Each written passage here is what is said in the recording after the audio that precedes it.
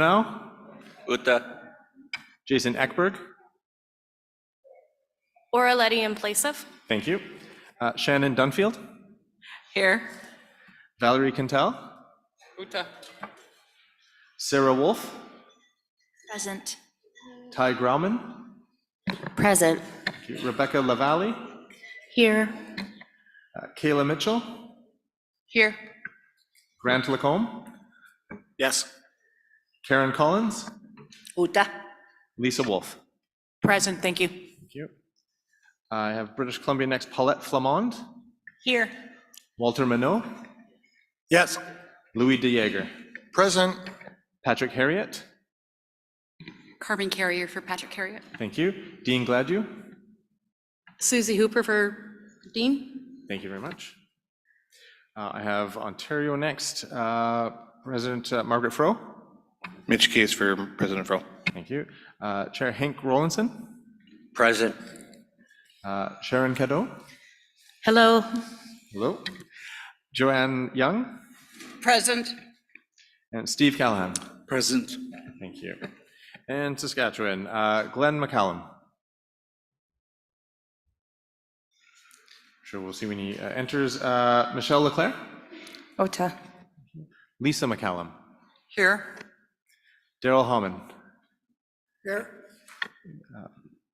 Violet Herman, Autumn Langley LaRose, Tunse.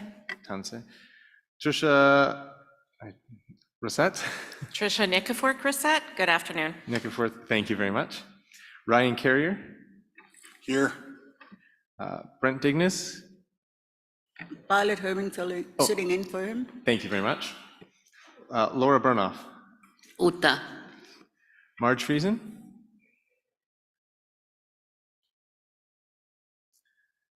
okay, I'm sure we'll have Marge join us shortly.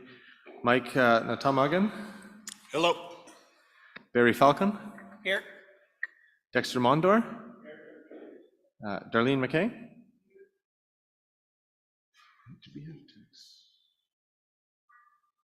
Is there anyone I missed?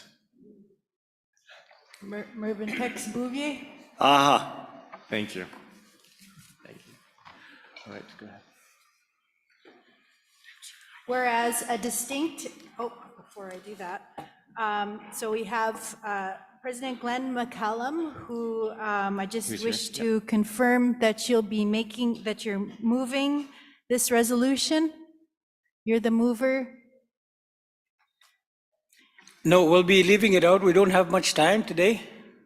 I'm just kidding. Yes, I support Okay. it.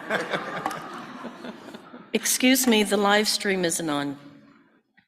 All right, we'll ask our staff to get the live stream running. Thank you for pointing it out if it's not already on. And then Andrea Sandmayer, who will be seconding. Will The second. seconder. Yes. All right.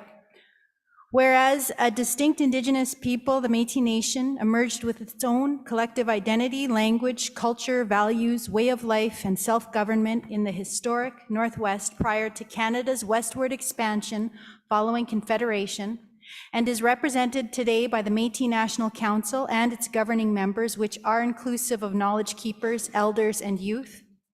And whereas the Métis National Council's Department of Environment, Climate Change, and Emergency Management was involved in the development of this resolution as part of the Métis National Council's collaborative approach to policy development, and the department will be involved in its implementation once adopted. And whereas the Métis Nation is represented at the national level by the Métis National Council, MNC, which receives its mandate and direction from MNC governing members, the democratically elected governments of the Métis Nation within Saskatchewan, Alberta, Ontario, and British Columbia. And whereas the Métis Nation, the MNC, and MNC governing members continue to be marginalized from emergency management decision-making processes that impact the rights, well-being, and prosperity of Métis people. And whereas climate change has directly led to a drastic increase in the frequency and severity of emergencies, which disproportionately affect Métis communities who are denied funding from the Government of Canada for emergency preparedness and response. And whereas the Crown Métis Nation Summit held on June 1st, 2023 in Ottawa, Ontario, reached consensus decision CDCMNS-230601-06, which states the quote, the Crown Métis Nation Summit agreed to add emergency management, preparedness, and response to the permanent bilateral mechanism standing agenda, and to explore the establishment of an emergency management, preparedness, and response subaccord.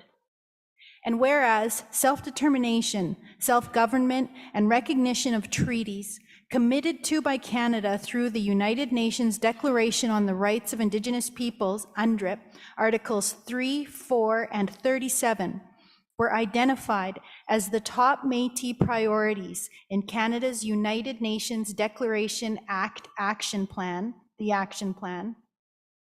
And whereas the action plan commits that, quote, Canada will recognize, support, and advance the exercise of Métis rights to self-determination and the inherent right to self-government recognized and affirmed by Section 35 and protected by Section 25 of the Constitution Act 1982 in a manner that is consistent with the UN Declaration through constructive, forward-looking, and reconciliation-based approaches and negotiations premised on rights recognition and implementation.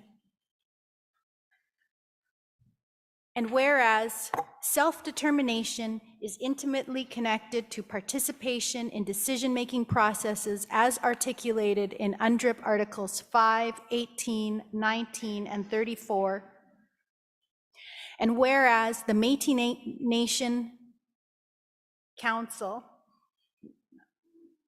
continue to urge Canada to finalize the work with the Métis Nation to codify the Canada Métis Nation principles of co-development in order that meaningful distinctions-based co-development work can proceed on Government of Canada policy guidelines on fully and effectively engaging the Métis Nation on issues affecting them.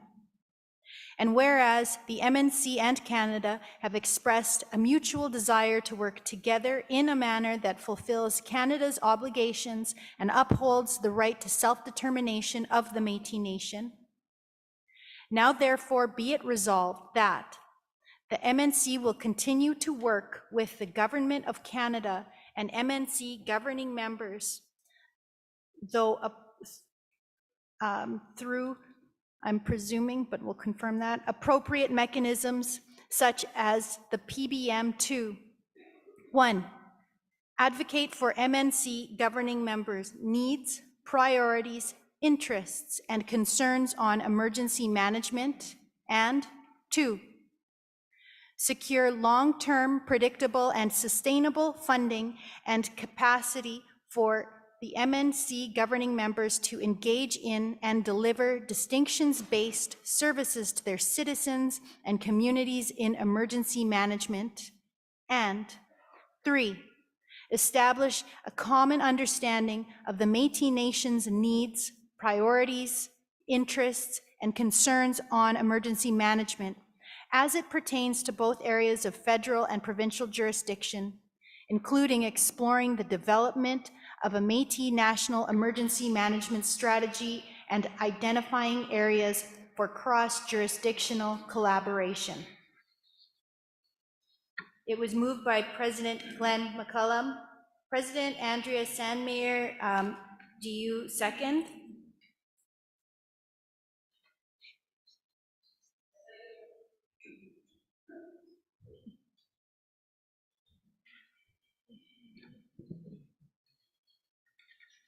Okay, just on that second last whereas clause, the Métis National Council, was that the intent there? Come again? If you have the second whereas clause, it says the Métis Nation Council. Did you mean National Council? Yes, yes. Okay. And then now therefore be it resolved it carries on here and it says, and MNC governing members, it says though appropriate. Is that missing, is that supposed to be through appropriate? Okay.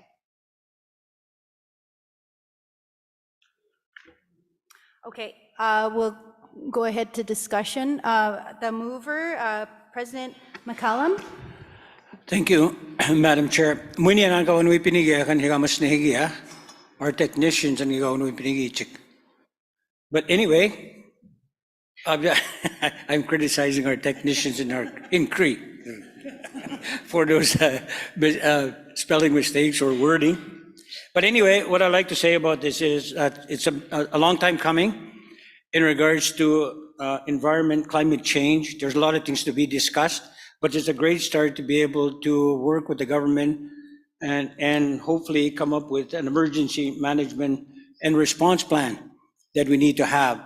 At this time, I would like to compliment in regards to the COVID situation that we've had, that our governments responded appropriately in a timely manner in regards to the help that we gave our people, our citizens in our governments. And let's give ourselves a hand. There are serious discussions that need to be had as we begin to move forward. I would recommend at this time that at the Board of Governors table that we make it clear in regards to ongoing conversations with the 4 provinces to be able to discuss the emergency response, emergency management and response plan that we need to have in other matters. There's other issues that we need to be discussing, because like floods and the list goes on in regards to what can happen. So the sooner that we can have this at the federal level, but more importantly, having our government sit together and formalize somewhat of an idea in regards to where we should go with this and what ideas we may have and what kind of solutions we may contribute to this conversation and the plan. So I look forward to that, and I support this resolution 100%. Thank you. President Andrea Sandmeyer. Yes, I fully support this resolution. We know in Alberta and the other provinces have been hit with a lot of disaster, fire, flood, drought, and the pandemic, of course. And we know that it's going to happen again this year. We already had fires in November. And we know with the weather and not having very much snow in Alberta that the fire season is going to be another long one. Our province has piecemealed funding together to make sure that we can assist our citizens that have been affected by these disasters, and we need sustainable funding. We need to be prepared for these disasters, and we need to have the funding to be able to assist our citizens. Thank you. Vice President Rollinson. I keep friggin'. Chair Rollinson, and I think the resolution is self-explanatory, and after my colleague from BC is then I'd like to call question. I believe there was still a speaker's line of Vice President Leclerc. Oh, it's my turn? Okay, thank you. I wonder if I can suggest an addition to the mover and the seconder. We know that from last year, and as President Sandmeyer has just pointed out, we have no snow across Canada, and we're going to have, I think, I hope not, but I think we're going to have a crazy fire season. And one of the things that I think we lacked was that national strategy. So I wonder if we couldn't add the formation of a committee and put timelines on it so that we're prepared regardless of whether or not we get funding. We struggled in Saskatchewan. I can't remember how many communities we evacuated, and the Métis Nation was there for its citizens, but it was, sort of ad hoc. We had to do it, and I think it would be a great addition to have a committee struck, as well as some timelines put on it.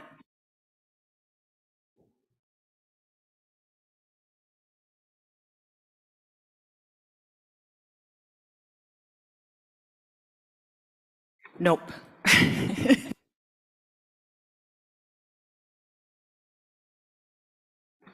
We could add a number 4, and I wonder, we've got some wonderful technicians who can spell national back here.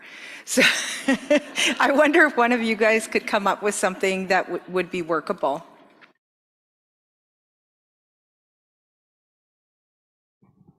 So suggesting then essentially be it further resolved that the Métis National Council through the Governing Assembly create a emergency preparedness committee to be created by or with representatives, or one representative of each member by, pick a date.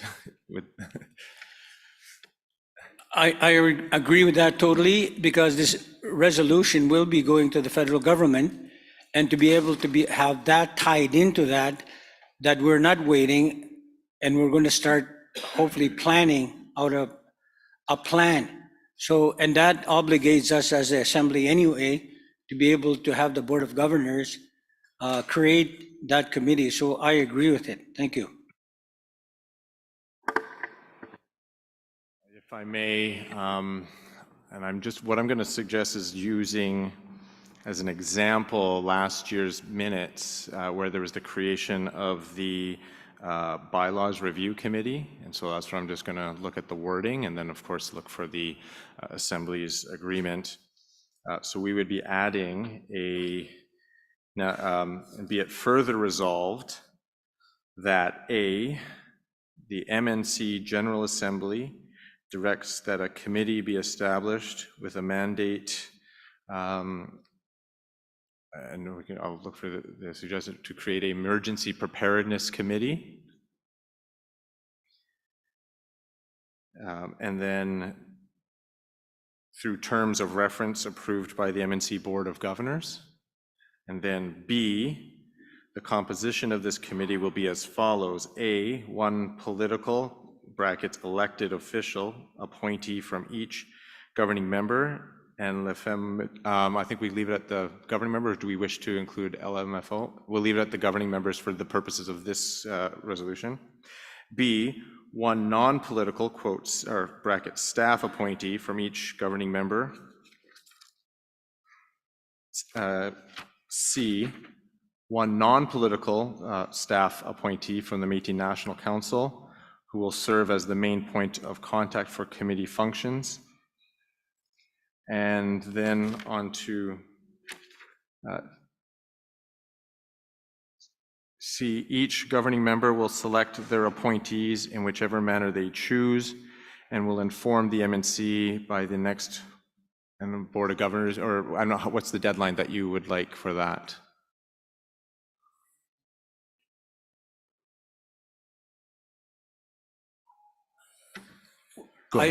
If somebody knows, when is our next Board of Governors meeting? So why don't we just put by March 31st, 2024? Thank you. That's a good timeline. We're having our Board of Governors meeting in March. Thank you. And then so that portion, each governing member will select their appointees in whichever manner they choose and will inform the MNC by March 31st, 2024. Does that actually capture what you were suggesting, Vice President Leclerc? Yes, yes, thank you for that. Thank you.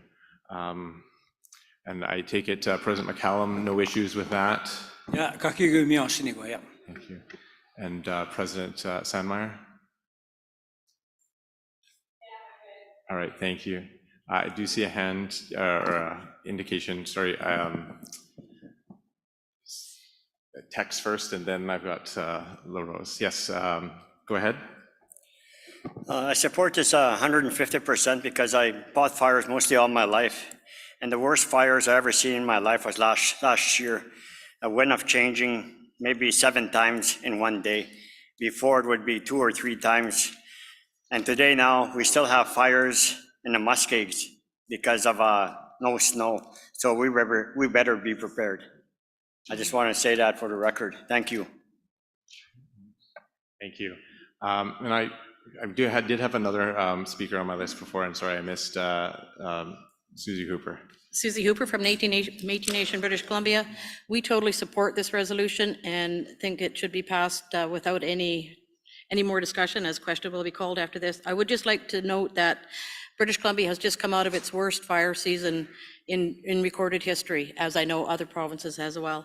When we have words like heat dome, atmospheric river in our common language now, we know that there's a problem with our climate change. A lot of areas in British Columbia are now at a level 5 drought. And with no snow coming, it's just going to get worse. So it's a huge concern. We have to think of our youth, put the children, as my colleague Deb Fisher always says, put the child in the center there. We need to protect our province, our world for our youth.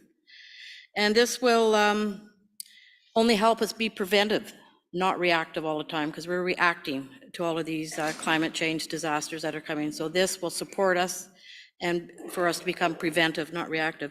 I would just like to say a little acknowledgement and shout out to our MNBC environmental staff. We're fortunate to have some great staff, as well as the MNC staff. We're very fortunate for the environmental staff in the MNC department as well. So I totally support this motion. Thank you. Recognize Autumn Lang LaRose. Thank you, Chair. Thank you for using the bylaws kind of resolution from last year, but I'd also ask in similar fashion that we added to the bylaw committee last year to add a representative from the National Youth Council on the emergency response committee as well. Hopefully the movers and acceptors will accept that. Yes, I see a hand to my left. Go ahead. Lisa Sanfilippo, Citizens Representative in Economic Development and Tourism, Secretary for Otipemisiwak Métis Government. I just would like to bring in some heart as we deal with heart and head here. I feel strongly that as we love and care for Mother Earth, in the spirit of reciprocity as she has loved us, that for the record, I'm very grateful that we're bringing this to the forefront. And that's all I have to say. Thank you. Thank you very much. So I'm just going to turn, we have the proposed amendment and perhaps an addition, and so I'll look, first of all, if we have acceptance or agreement or consensus here to add as another component, if I can put it that way, of the committee would be a representative from the Youth Council as being suggested. Is there any issue with that, President McCallum, with one of the members of the committee also being an appointee of the Youth Committee? I agree with that. Thank you. So what we're going to, we'll add that in as well as one of the... As do I. Yeah. So yeah, we'll go to add that in for the amendment. And so what we're going to do, I'm going to look for a show of hands in support and look for, because I'm looking for unanimous consent on the changes that we've just made first before we vote on it as a whole. And so for that person, I'm just going to look for, is there any objection to adding the creation of the committee as described? Seeing none, then we have the resolution now as amended. Do you want to read it?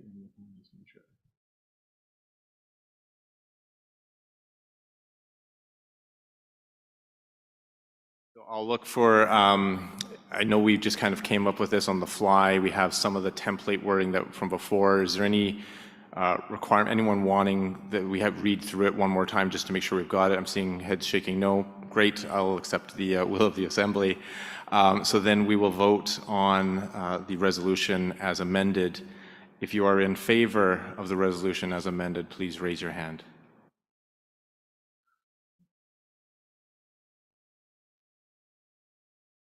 Thank you. Any opposed?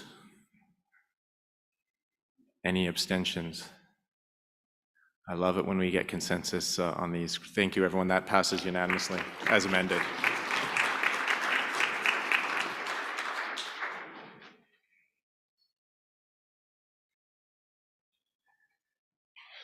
You read the last one, I'll read this one.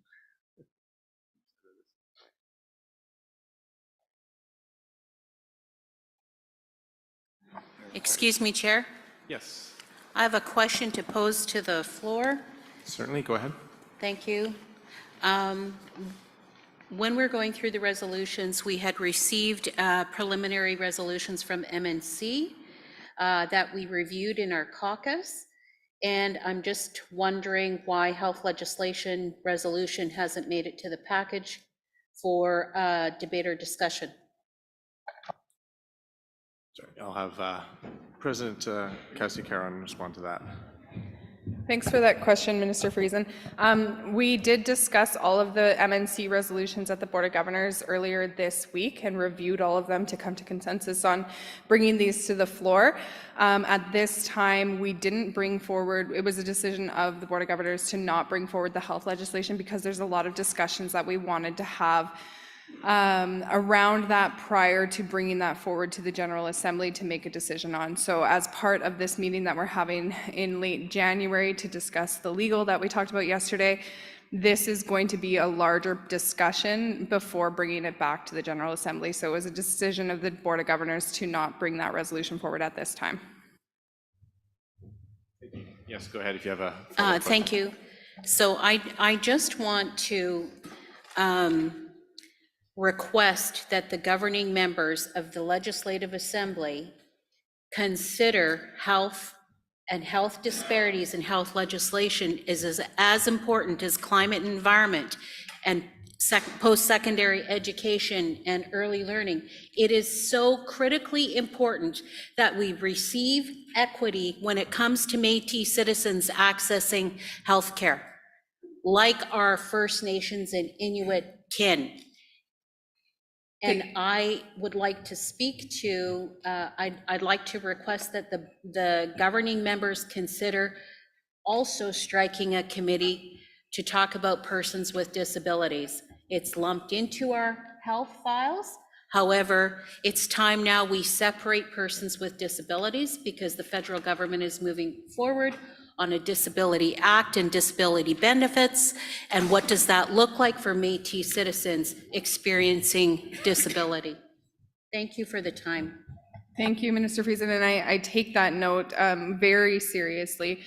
For the record, we do have the resolution from last year adopting the Métis Nation Vision for Health, and with a mandate to continue implementing that. That is still very much a mandate that we are taking seriously and is in progress as we continue down this pathway of implementing those 14 priorities from the Vision for Health.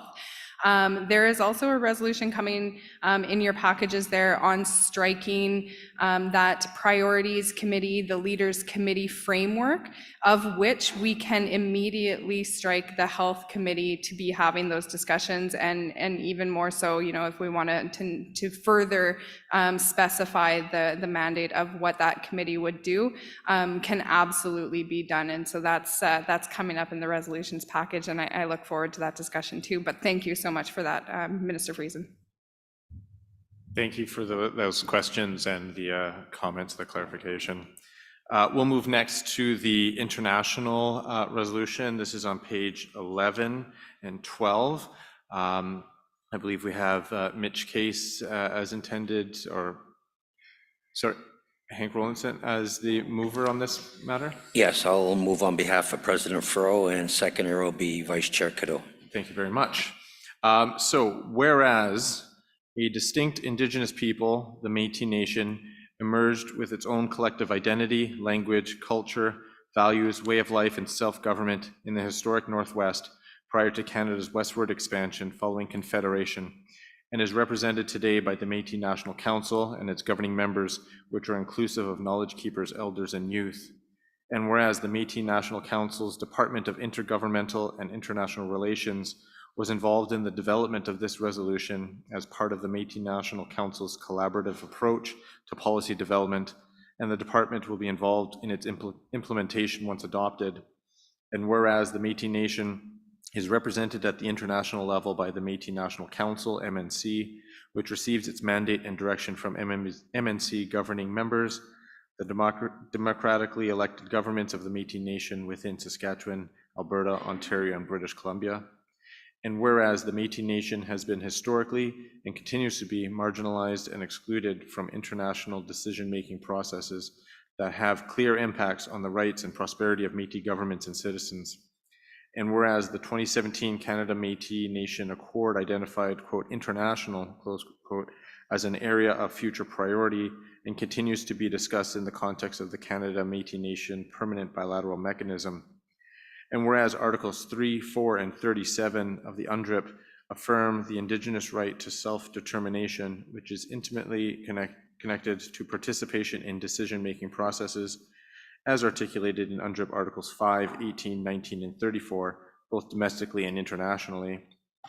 And whereas the United Nations Resolution A/RES/71/321 titled, quote, enhancing the participation of Indigenous peoples, representatives, and institutions in meetings of relevant United Nations bodies on issues affecting them, close quote, was adopted in the General Assembly on September 8th, 2017.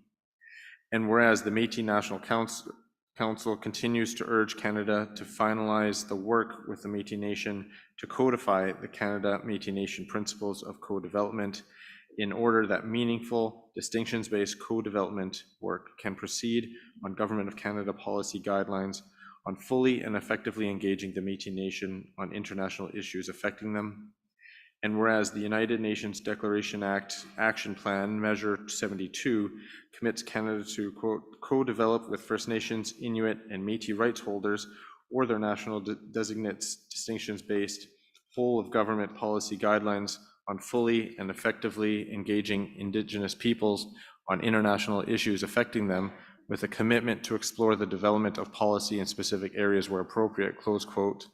Now, therefore, be it resolved that the Métis National Council will continue to work with governing members to ensure that the rights, prosperity, and well-being of Métis citizens are being protected and promoted internationally, and to seek to develop shared understanding with Canada of how the Métis Nation wishes to engage internationally and secure predictable, long-term, and sustainable funding to support that engagement. I turn Chairperson Rowlandson, that's you so move? I so move. And Vice President Cadeau? And I'll second the motion. Thank you very much. I will open it to Mr. Rowlandson. Thank you. I think the resolution itself speaks for itself. I've had the opportunity to participate in the Indigenous Summit of the Americas back in Buenos Aires, the United Nations, and it's so important that the Métis voice is represented and heard, and if there's decision makings that we have to be part of the process. So I think this resolution speaks to that, to ensure that we have a voice at the table internationally. Thank you. I'll invite Vice Chair Cadeau if she was to speak to it. I'll just echo what he said. Thank you. Is there anyone else wishing to discuss or comment on this resolution?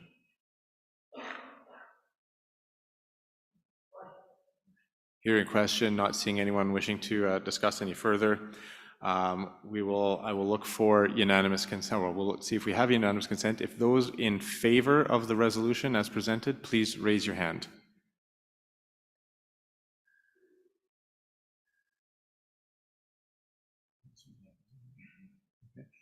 Thank you. Any opposed? Any wish to abstain? Thank you. The resolution passes unanimously.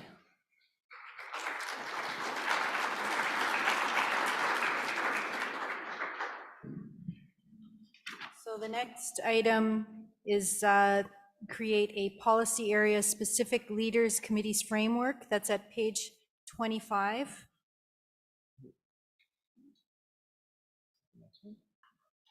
In the order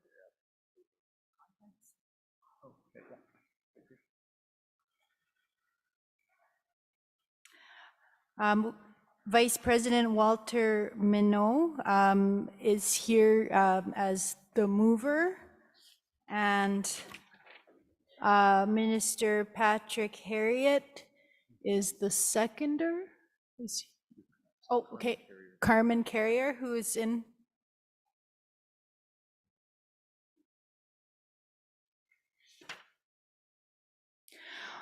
Whereas the four Métis governments that comprise the Métis National Council represent the rights and interests of Métis citizens within their respective provincial jurisdictions and advocate for their self-determined policy priorities. And whereas many of the Métis governments appoint elected representatives to lead the advancement of important policy portfolios or ministries within their respective jurisdictions.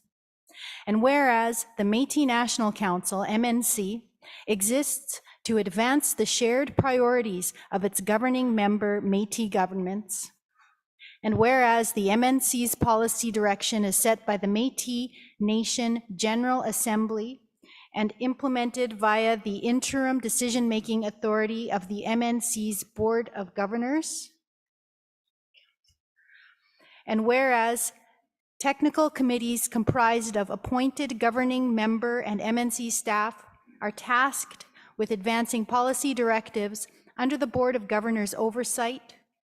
And whereas technical committees' work can be further enriched by the citizen-informed insights and contributions of governing members, elected portfolio leads within their respective policy areas.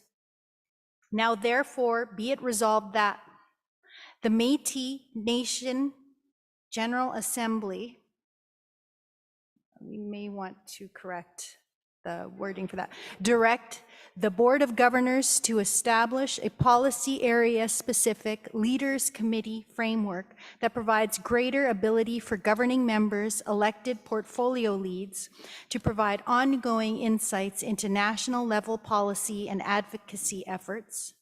And be it further resolved that the attached terms of reference be supported to guide their initial implementation. And then the terms of reference are at page 27 of the resolutions booklet.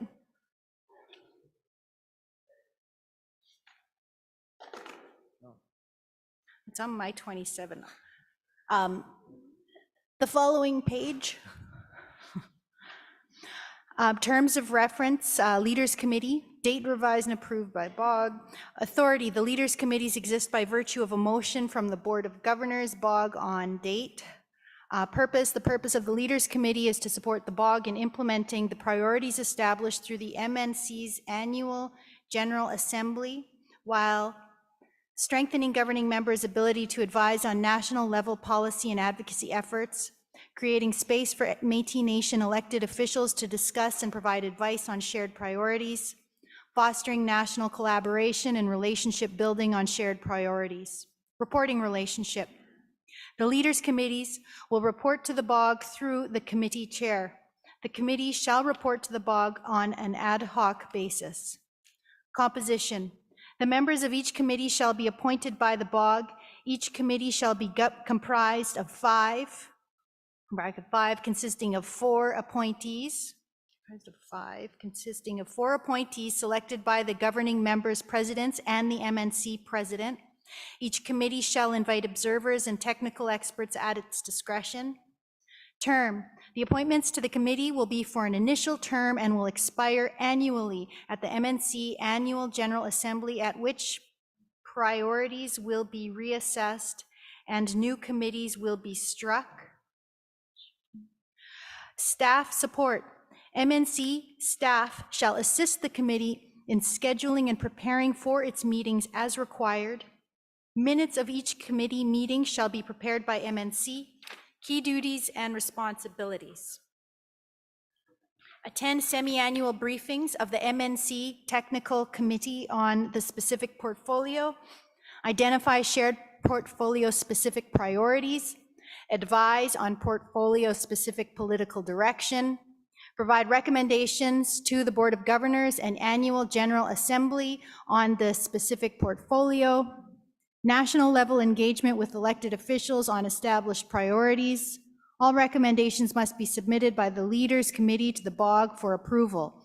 Once approved, the recommendation will then be shared with the technical committee. Meetings. The committee members shall meet twice annually following the semi-annual briefing of the MNC Technical Committee. Additional meetings may be held on an ad hoc basis if necessary. The committee may meet in person or via teleconference. A quorum shall be attained when a minimum of 3 out of 5 of the appointed members are in attendance. The committee may invite observers or advisors to meetings as deemed appropriate to fulfill the responsibilities of the committee. Records. Minutes of meetings shall be kept at the organization's office. Minutes shall be distributed to all members of the committee and made available to the BOG upon request. Supporting documentation on any matter reviewed by the committee shall be made available for examination by any member of the BOG upon request to the chair of the committee. Review. These terms of reference will be reviewed as required. Before we move to discussion, I just want to confirm here. So we have a reference to the assembly on the, sorry, I just need to flip.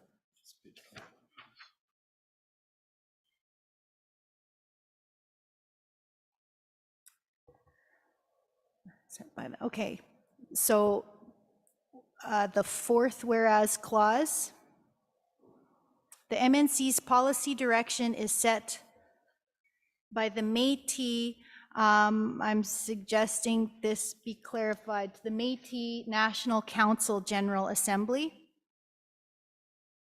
And again, that same correction at the now therefore be it resolved that the Métis, not Métis Nation General Assembly, but the Métis National Council General Assembly. Vice President Minot, do you, you're good with that? Okay. And then, and sorry, who is the second? Carmen Carrier. Can you confirm? Yeah, I was gonna, Louis DeJager is gonna be the seconder. Oh, Louis DeJager, okay. Mr. DeJager, you confirm your seconding? Okay, with those two changes here, we'll move to discussion. Walter, you can go first as the mover. Yeah, I'm just going to pass it over to Mr. Jaeger. Okay. Louis DeJager, Minister of Economic Development and Minister of Health from Métis Nation, BC. So I concur with both Glenn and the Minister for Saskatchewan for Health as well. We need to get together more often. Too often we're operating in silos, and we're advancing in areas that we want to tell you about. And so you're probably advancing in other areas that you want to tell us about. So I think this is the best way in order to bring all the ministers together to develop and to share best practices. The second thing would be economic development. We've been talking about this long enough. We need to start taking action on this. MNBC does attend, like the First Nations Major Projects Coalition, we attend a lot of things. Though we're not members, we're still observers and we're learning as we go. We want to help share that, as well as we want to help develop our business lists together. And I think we're going to be stronger together. We see the federal government out there with First Nations and First Nations businesses. We need to be equal that. We have the labor out there, and our businesses deserve a crack at those same opportunities.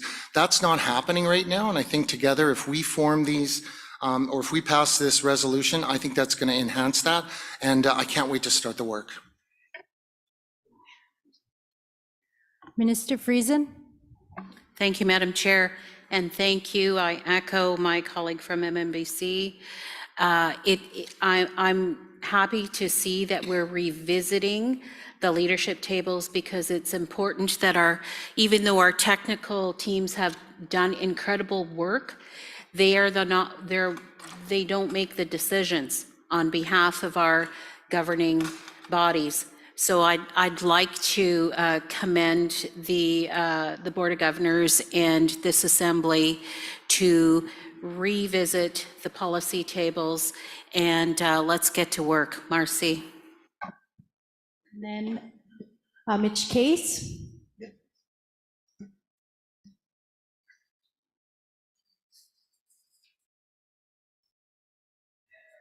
There we go.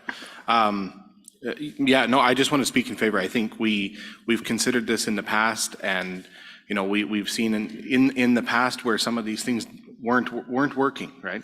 And in these last 2 years, we're finding those ways as four governments coming together through this convening body to be comparing notes, sharing ideas, you know, giving cautionary tales, you know, those other sorts of things.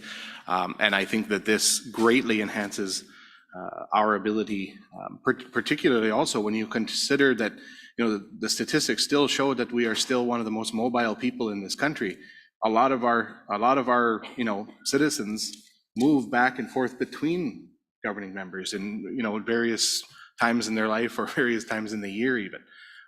And so those ways that as four governments coming together can continue to build our capacity to advocate for the enhancement of those programs and services wherever they are offered to our citizens through whichever of the four governments they are served by. I think everybody benefits from that. So I think this is a huge step forward and a huge step to rebuilding the Métis National Council to what it was built for 40 years ago before it went off the rails. So this is a really good step forward. Thank you. President Andrea Sandmer.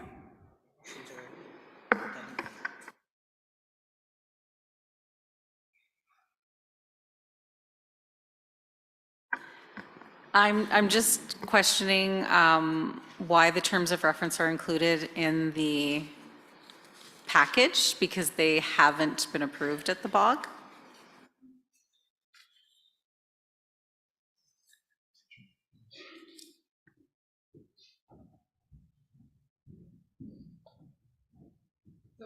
I'm happy to speak to that. So these terms of reference have been provided at the previous two Board of Governors meetings. We haven't actually made it to the actual discussion of approving these quite yet. So I just want to make it clear that this resolution, I worked in collaboration with MNBC on to make it forward to the floor here. The terms of reference, as per the resolution, is supported if it is to be passed by this General Assembly, is supported. But ultimately, this resolution is just directing the Board of Governors to finalize and approve this framework and supports this terms of reference. For everybody's knowledge and awareness too, this terms of reference that is attached to this resolution is consistent with all the terms of reference for committees that already exist within the Métis National Council, including the Finance Committee and the Bylaw Committee. So the terms of reference are very similar. We're trying to keep a similar structure so that committees are consistent throughout the Métis National Council structure. And so the draft that is here is to be supported by the General Assembly, if that is the will of the Assembly, to direct the Board of Governors to then approve and finalize that framework and process. Mark Friesen. Thank you, Madam Chair. Thank you, President Caron, for that explanation. Is it possible that, of course, if we're in agreement to the resolution and we approve this resolution today, is it possible to table the terms of reference so that we can take a look at them at the committee level as well to see if it's going to reflect the work of the committee? That's my question.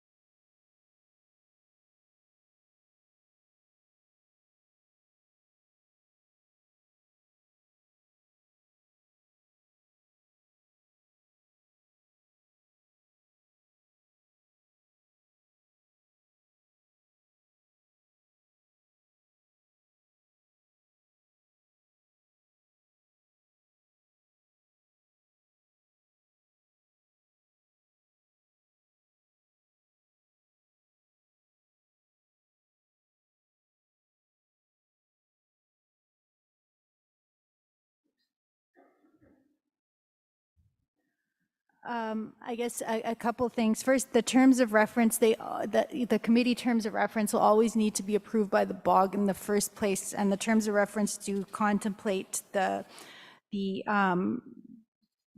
review, process of review.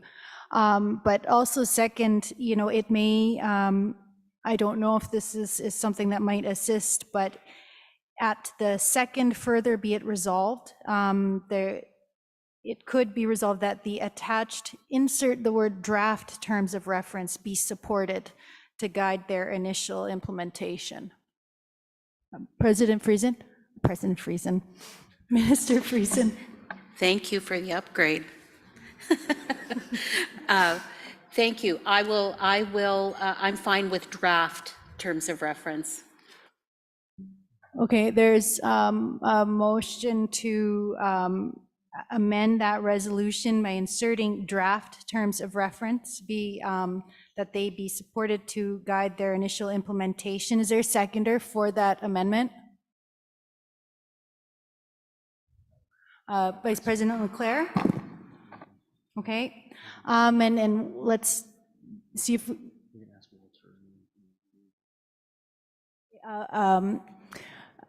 were there any objections from Walter or Louis Dieger to those amendments? No. No. MNBC is very easy to get along with. Yes, whatever you like. All right, and are there any, and we'll proceed hopefully with consensus, any objections to the amendment? Seeing no objections, then that is passed. So we'll move on to the vote on the amended. Yes? Sorry, like, are we going to continue discussion, or are we just doing for this specific amendment? Sorry, that was for the specific amendment.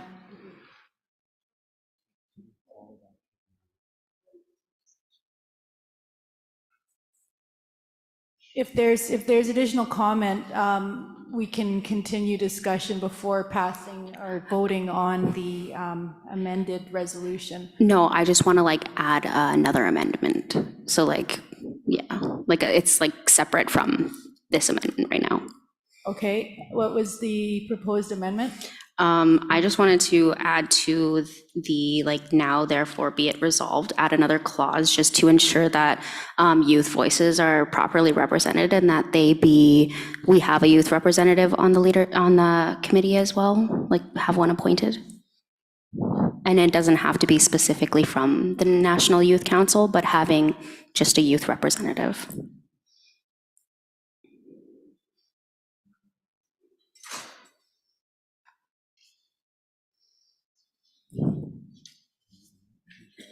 Could I ask for a clarification?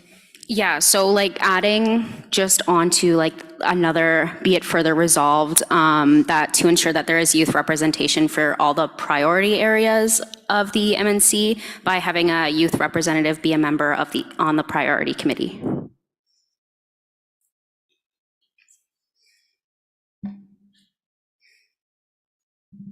I'll ask for perhaps, if I can just have a moment. Yeah.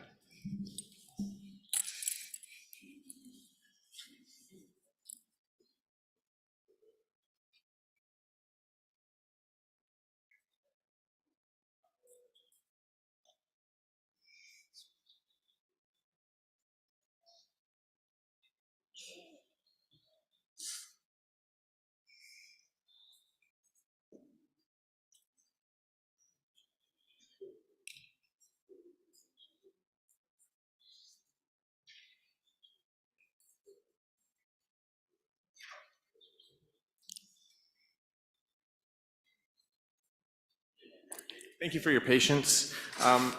Given that this resolution directs essentially the creation of multiple various committees, there's two ways that we could look at what you're suggesting. One is to consider it under the composition part of the terms of reference, and so something for the board, the BOG to consider. Or the other option is that we could, as you're suggesting, put it specifically the language in the resolution so that all future committees struck, what's the that this committee struck will include youth involvement, or however the wording you might wish to use. So where would you, we're not adjusting the terms of reference at this point, because that'll be for the BOG to determine. Yeah, So. well, it was just like, it wouldn't be within the terms of reference, it would be like the second one where it's like ensuring that going forward, there would be youth involvement in the committee. Sure, so what I might suggest is in between the two, just so that it makes sense, and be it further resolved that the policy area specific leaders as committees involve or include representation by the youth committee. Just like a youth representative. A youth representative? Yeah. And I'm going to recognize Vice President Leclerc, and I'm hoping maybe assisting with some of the wording that, oh, I'm sorry, I didn't see, so perhaps before I go there, I didn't see we had Joanna Young first. I'm not in a hurry. She can go ahead. Thank you. Thank you very much. Joanne Young, Métis Nation, Ontario. It's really a point of clarification from regarding this latest request.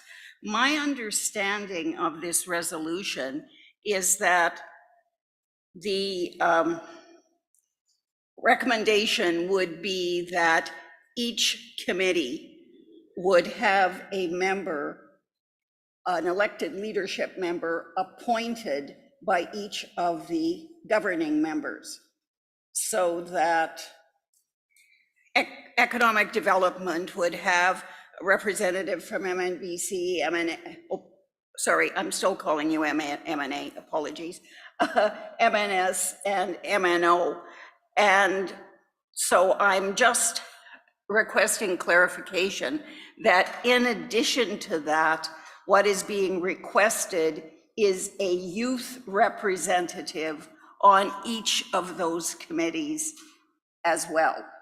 Because my understanding would be the appointment would be related to perhaps the expertise that exists within the elected leadership. And I'm definitely not against youth involvement, but I just would like to really know what is being suggested, so that in addition to a representative from each of the governing members, there would be a youth representative as well on each of the committees. Yes, thank you. And so perhaps I'll turn back to our previous speaker, and I think that's why I was trying to get the wording to see where that would go, and so that it's capturing what's accurately being sought or discussed. Recognize if you perhaps could provide that clarification. Yeah, like just the thought is just like, we just want youth to be at the table. That's just the main goal of this, because we constantly talk about youth being the future, but then when it comes to kind of policies or like making decisions, a lot of the times we're a little overlooked. So I'm not saying that, like, you know what I mean? Like, it doesn't have to be like a youth specifically has to be in the positions you're asking for. It's just, we want to be at the table to be there to listen and advise as well.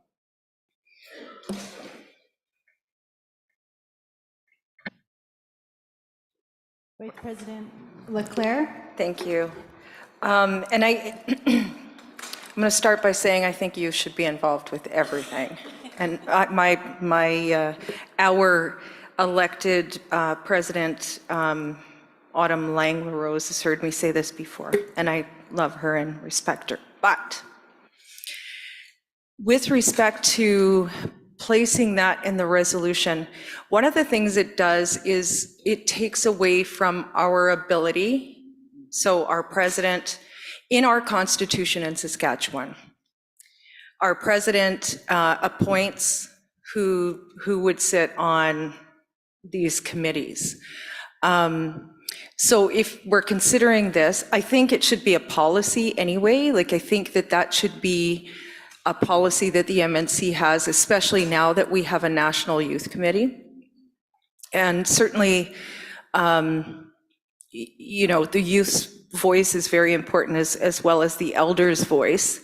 So if we're going to add youth, maybe we should add elders. But I think that it comes down to a policy issue. instead of, and for us, we've said this before, we are our own self-governing people in Saskatchewan, and we have our laws and our constitution and our rules and our policies. And so it sort of takes away that, that self-governing piece from us by saying, you know, in these kinds of resolutions. I think a better resolution would be, outside of this one, a resolution that talks specifically about youth, and that youth should be a priority for MNC, and that on every policy committee, there should be a youth.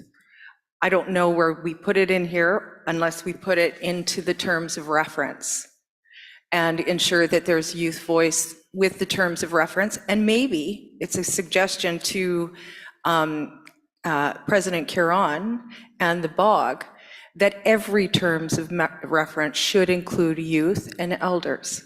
So those are my thoughts. Autumn, is your hand up? Autumn?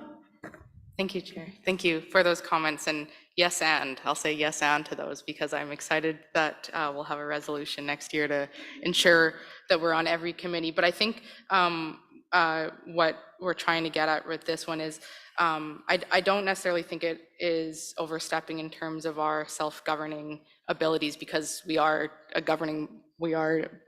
collaboration of governments right now. So this is a part of that self-governing process, is determining that. But what we're really trying to say is, so, and I don't think that it is, I think it is not necessarily a part of the terms of reference. This is very similar to establishing the bylaws committee. Basically, we had like 5 committees that were established last year, and a part of all of those committees in the Be It Now Therefore Be It Resolved, we ensured that there was youth. We included a youth specific in those resolutions, and so this is simply just doing the same thing. And so we're saying, like, our member from MNBC and from Saskatchewan, our ministers of health were saying, like, we have this, and Mitch case too, discussing, you know, the opportunity to say, when health is coming together, or environment, or any of our other priority areas are coming, that we ensure that there's a youth voice there that's specific for youth, so that we can help provide insight and also bring that back home to our communities. And it isn't, I think what we're trying to do is in the Now Therefore Be It Resolved is ensuring right now, right here, for everyone to see that youth will be involved, because we don't have any control over the Board of Governors' terms of reference.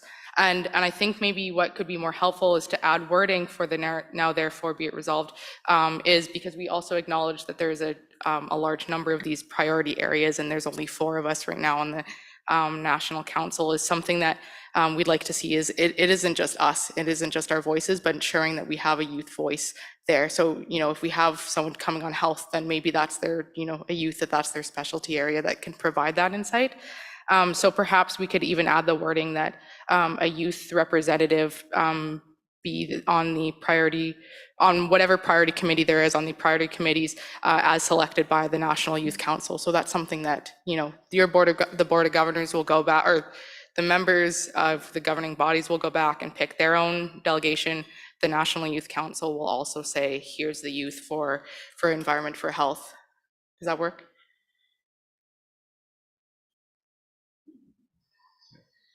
Got a couple speakers, and I'm just trying to figure out where that wording, and thank you so much for that, Autumn.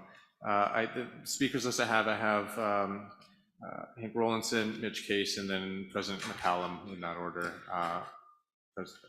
Chair Rollinson.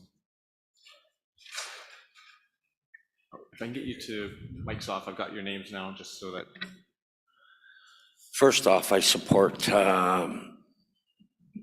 the opportunity for the youth to be involved, but the resolution speaks to the terms of reference as being draft, and again, my suggestion would be that because it has to be approved by the BOG, that we include the language to support a youth representative from the National Youth Committee.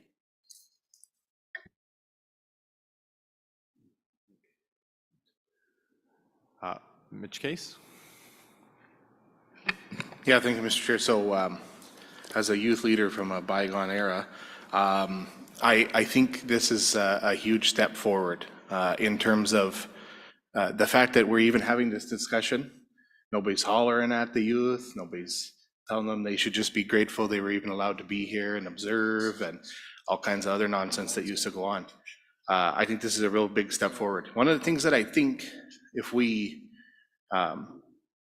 as we go forward with these leaders tables, establishing those processes President McCallum talked about earlier, where we better communicate among our governments. One of the things that I think in my mind about as an analogy, only as an analogy, not as a, I'm not invoking the health discussion here, but I often think of like the Canada Health Act as an analogy for some of these things. That the Canada Health Act establishes the bare minimum. Here's the minimum that you are required if you're a province is going to receive health funding transfers from the federal government. Here's the minimum. The province is free and clear to do anything it wants above that minimum, right? And so I think, and that doesn't interfere with anyone's jurisdiction, it doesn't anything. So I think as we go forward with determining, as we're rebuilding these processes, as you know, as the three governing members with self-government agreements, our reality is also going to change, you know, in big ways in the coming years, right? The way that our governments function. And so I think if we were to establish, not in this resolution because it'll take too much time today, but if we sort of as a note, maybe a note of caution or something to the Board of Governors as they're considering this term as a reference, to think of something like that as what are the bare minimums, right? Have we talked to the youth? They don't get a veto, but have we talked to them? Have we talked to the grandmas, right? Before each of our governing members makes a submission on health, did you within your process talk to these people? And then everything else is fine. Whatever they said and however you decided, but did you at least talk to your own people, right? To set that bare minimum, right? So I think that's something we should be considering as we go forward, that respects everyone's jurisdiction, but establishes again for you know, some level of consistency in the way that we make decisions from year to year, from assembly to assembly, from administration to administration. So maybe just as a note of food for thought as we go forward with establishing these processes. Before moving to President McCallum, I just wanted to point out, so we've got the first amendment, which was inserting the word draft. That amended resolution passed. There has been a motion to, I believe, amend by making by generally kind of ensuring youth representation, but and then another suggestion kind of providing more details to that. The problem is though, before we move to a vote, what I'm wrestling with is I'm not comfortable with exactly what the proposed amendment is. And so, like, you know, it would be good if it was kind of somehow like written a little bit more clearly on, so that everybody kind of knows clearly what amendment they are voting on. So that's the thing that I'm having difficulty with. President McCallum.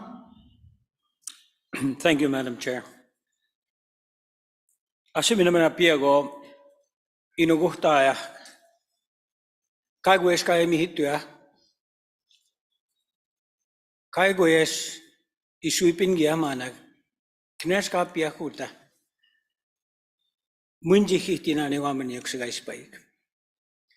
It shows once again, in regards to, I was looking at when we were doing the resolutions, went smooth. And all of a sudden it proves the point again, what I've always said, is we have to have proper engagements. As president of the Métis Nation of Saskatchewan, we have a constitution. I have an obligation to be able to assign portfolios as a president, committees, And I have an obligation to our council, our government, to be able to bring information to the table in order for us to be satisfied that we're engaged properly.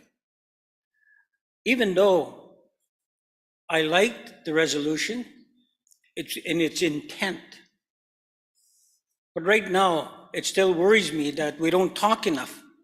That's why we spend already over half an hour on this resolution going back and forth. That's the conversation that should have been happening with the governing bodies, to be able to bring out your position in regards to what you'd like to see and share it with others, so that we don't have to sit here for the next half hour, 45 minutes. So for me, this should be tabled for further discussion so that we can be on the same page. And I agree, we're still struggling today on youth and how they participate. And I thank our young president, youth president, Autumn, in regards to the patience she had with our government. And every time we miss something, she tells us, and then we have to correct ourselves as we're going along. There's no way, like what Tex brought up regarding the women on the resolution, that should never have been missed. If we had conversations, that would never have been missed. If we had conversation, the youth would never have been missed. Because we have to begin this process of having patience, but more importantly, engagement, in order for us not to be stuck like what we're doing now. Now we're trying to figure out quickly in regards to how we should word this resolution. Well, if it had been brought to our governments, this would never have happened. So for me, I would like to see this tabled. Let's have more discussion on it and then move on. Thank you. Mr. Minot? I really like the statements that Ms. LaRose has made. And I am in favor of changing the resolution. I believe we're at a time now that our youth deserve that strong voice. We got a there's quite a few very intelligent youth out there. And we've been trying to include our youth in a lot of our processes and of our governance structures for years, to hear their voice, to bring their voice forward. And I'm a very strong advocate for our youth and bringing them forward and allowing them that voice to speak on behalf. They have a lot of knowledge. They teach us stuff every day. They have knowledge in areas that we don't even understand it sometimes. So for us to take the youth voice away, I don't think it's the right process. I think we need to put that clause in here stating that, even if we did state like Mr. Alling has said, let's put it in there so we get a youth appointed from the National Youth Council, the one that's the newly developed youth council that's coming forward. I think we need to listen to our youth, and I think our youth need to have their voices heard at all our tables. It's very important for our future and the future of this nation to have that inclusion of our youth, that voice of our youth. And again, I say the intelligence of our youth, because they are very, very intelligent, and they learn us things, teach us things every day.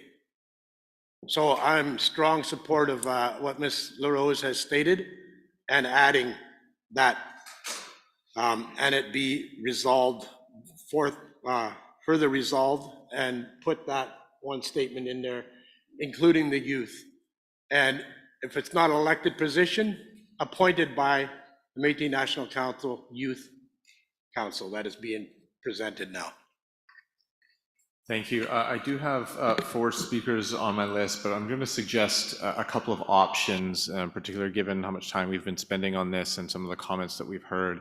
One of the options we have is to continue as we're going with trying to piece together, and I have the same concerns as my co-chair of what exactly the wording is that's being proposed or moved. I see some hands, and I'm going to get to that. That's one option. Another option would be to table this until later this afternoon and come back to it, so that it'll allow for our staff or to those that are helping to actually write out that wording and bring it back later. So we, for example, we could table this definitely to a point, for example, we could deal with the next 2 resolutions and then come back to this. So that's an option. The third option is to pass it as it's been amended by adding the word draft and dealing with the youth aspect in a future resolution or through that process of the composition with regards to the terms of reference. So those are 3 options that I see are available. Of course, it's up to the Assembly. And the next speaker I had is, I'll let you know the order I've got. I've got Louis de Jager, Vice President Leclerc, Karen Collins, and Autumn LaRose. So those are just 3 options that I see available, but it's certainly up to the Assembly. So I'll recognize Mr. de Jager. Yeah, Louis de Jager, Métis Nation, BC. So on our financial court, we had a management change, and we actually relocated Austin Houle from Alberta, who's doing a wonderful job and who's going to be 23. Our youth is under 30 and they have degrees up the yin yang. So I totally support the youth. I think now is the time for mentorship. Now is the time we're here as leaders to change the world, to open it up, to make room at the table. So I would do, and further whereas, where possible, we make a seat to be appointed by the National Youth and welcome them in to help us do the good work that we need to do, not further, but we need to get our committees together now so we can start talking about all the engagement that President McCallum talks about. Let's do it now. Thank you, Vice President McCallum. I'm just going to really speak quickly because I know this is the second time at the mic. I think option 1 is a good option for the youth and our technicians to have a look at wording, move on with the other resolutions, and then come back to it when we've got something that's tight. Because I really like what Autumn has suggested, that it's, there'd be a clause around choosing somebody from the Métis National Council, Youth Council, but I'll leave it at that. Thank you. Karen Collins. I think we're all on the same page. And I think that we need to consider how we move with this resolution, because the original intent is our specific leaders committee framework. I totally hear and I fully support the participation of our youth. It's been raised a couple of times as well, participation of our elders. So if we're going to table and redraft, we have to consider those additional comments with respect to our elders as well. Because, Mr. Chair, I was going to throw in your direction a possible other option, which is leave the term draft, terms of reference, with the initial amendment that you've already addressed. Let the BOG consider the terms of reference, having heard all of the discussion with respect to youth and elders, and consider that in their discussions of the draft. In addition to that, I am absolutely positive that in this room are the participants that sit on the bylaw development or review or whatever, that committee. And I don't, to be quite honest, I have not seen the terms of reference with that, so I'm not sure if they're reviewing bylaws so that we meet corporate requirements as per the Secretariat, or if they're actually going to review our bylaws so that it meets what we do as this collective called Métis National Council. So I don't know that part yet. Nonetheless, those ears need to hear what we're saying around this table, because we're talking about moving forward in the future with respect to the absolute participation of our youth and the absolute reflection of our elders, along with the current leadership's direction from the citizens that we all represent. So I think we've taken what we initially wanted with respect to the contribution of our elected leaders and have in our movement grasped the hand that the youth are asking to bring us along, and we need to hold the hand of our elders. So there's quite a bit there now that we've started that whole discussion. And yes, sometimes we do have to talk for half an hour, 45 minutes, an hour, so that we're all on the same page and we're moving in the same direction. So having said all that, Mr. Chair, there's another option for you. Thank you so much. Thank you very much. I do have Autumn LaRose. Thank you, Chair. I do have some proposed wording, but I'm not sure. I'm hearing there's a request to table it, so perhaps I have wording available for the youth with where it reads, "Be it further resolved that the General Assembly direct the Board of Governors to ensure youth voices in all priority area specific leader committees by having a youth representative as selected by the National Métis Youth Council." I'm absolutely in support of ensuring that there's elders and women and veterans in Two-Spirit, but I'm not sure what their bodies look like and ensuring that there's how a representative would be there. So perhaps that would be an issue that needs to be would require this resolution be tabled.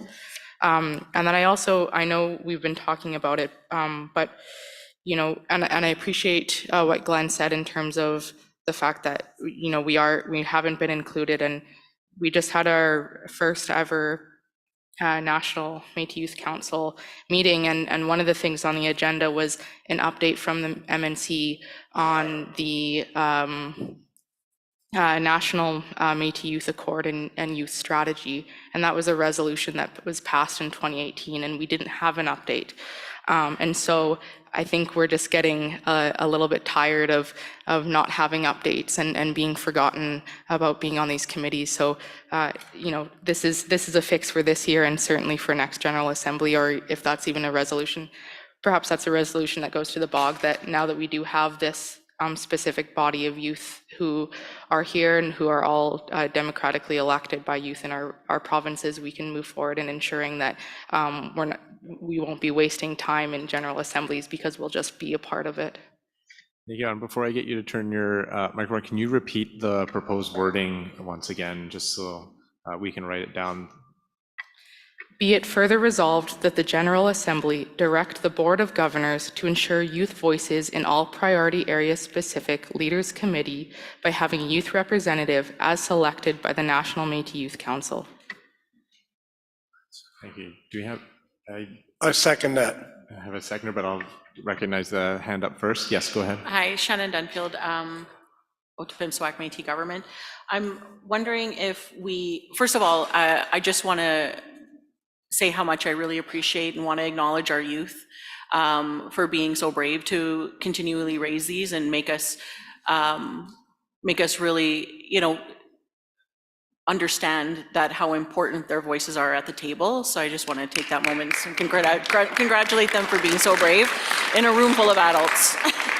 But I think it's important too, and you know, I appreciate Autumn's wording, but there was a request to table the resolution and have our youth sit with our technicians just to make sure that it's tight, but also putting that forward to look at tabling the resolution for now, and maybe we take a 10-minute break for that to happen.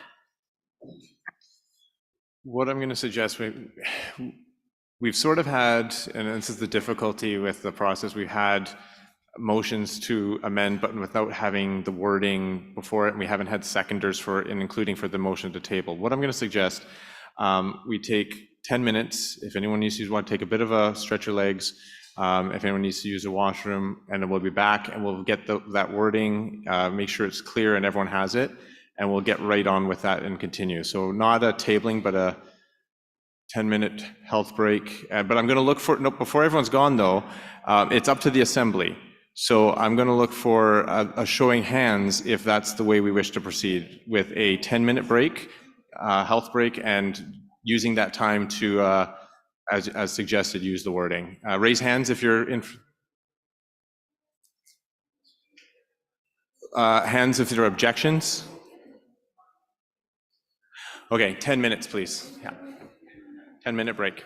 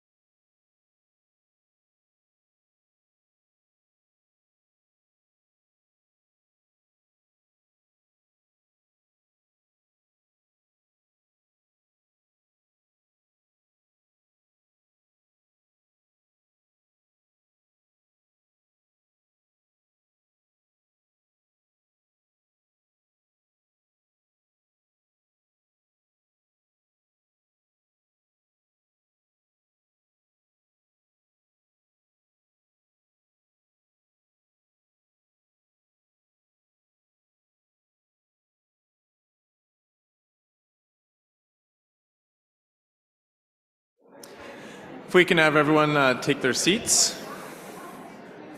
If you're by the doorway, maybe grab a friend who's should be sitting in a seat next to you.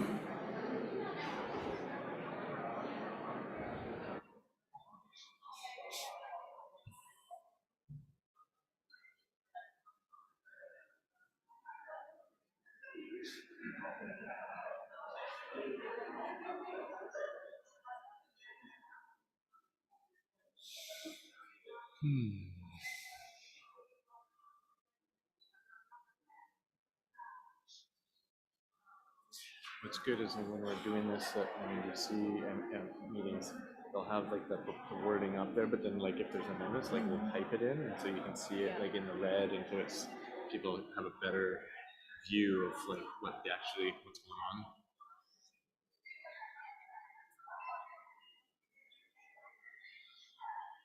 This is done. I'm gonna take a deep breath.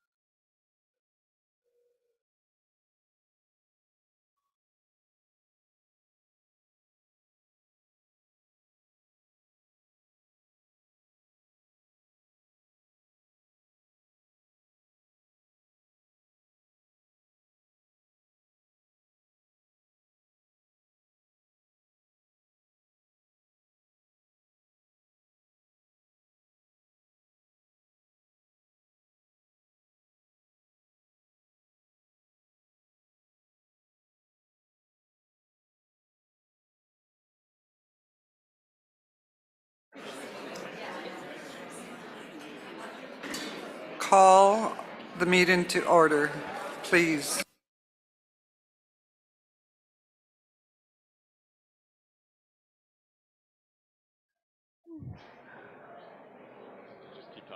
All right, everyone. Asta mambe shemak.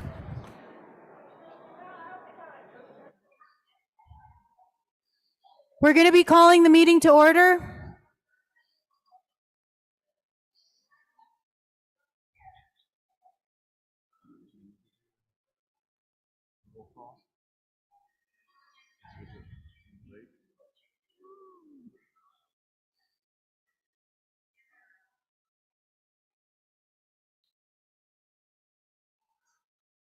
We've got less than half of delegates sitting at their seats. Right now, we don't have quorum. We're calling the meeting to order.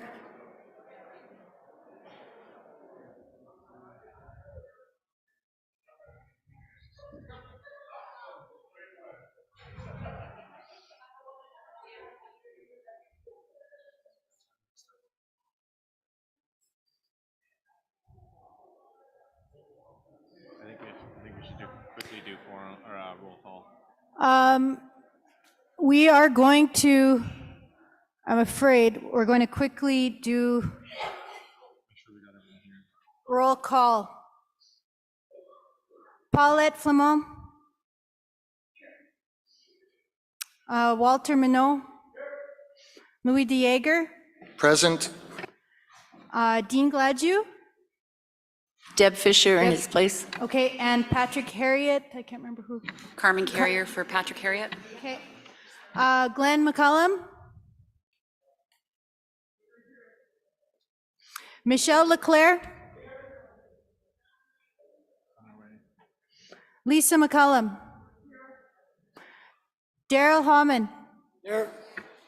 Autumn Lang LaRose. Here. Tricia, I'm the worst. Nikifor Crissett, here. Crissett. Ryan Carrier.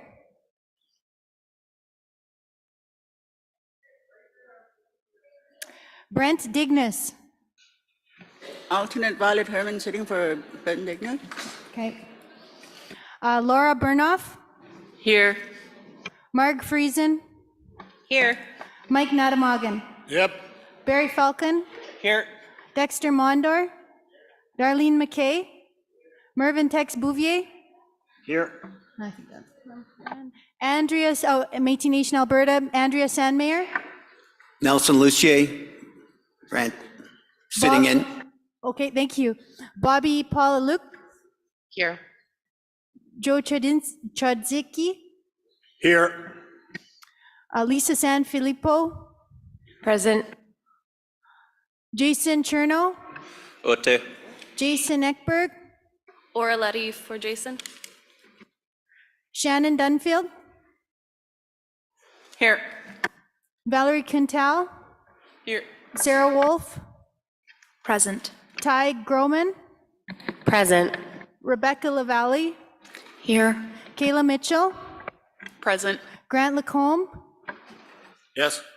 Karen Collins, Uta. Lisa Wolf, Present, thank you. for Margaret Fro, Mitch Casey. Hank Rollinson, Here. Sharon Cadeau, Here. Joanne Young, Here.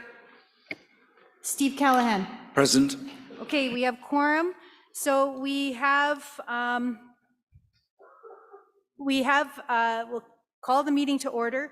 We have an amendment and a motion to amend this resolution for the policy area specific leaders committees framework. We'd passed previous amendment inserting the word draft before terms of reference. There was a second proposed amendment that was moved by, I cannot recall the young woman, Rebecca Lavalley, and seconded by Autumn Smith LaRose. And the wording is as follows: be it further resolved that the General Assembly direct the Board of Governors to ensure youth voices in all policy area specific leaders committees by having a youth representative as selected by the National Métis Youth Council. And so confirming here that the mover so moves. Yes. And confirming that the seconder, Autumn LaRose, seconds? Correct. And so we are closing debate. We are going to move directly to vote. And so what we'll do is we'll ask for all those in favor, please raise your hand.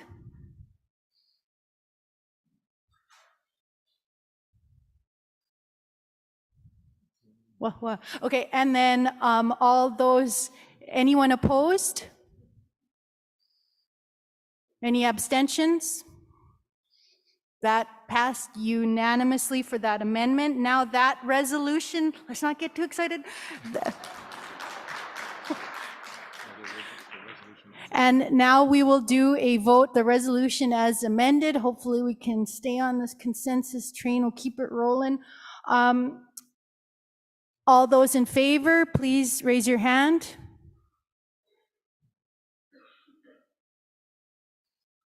And any opposed? Seeing none.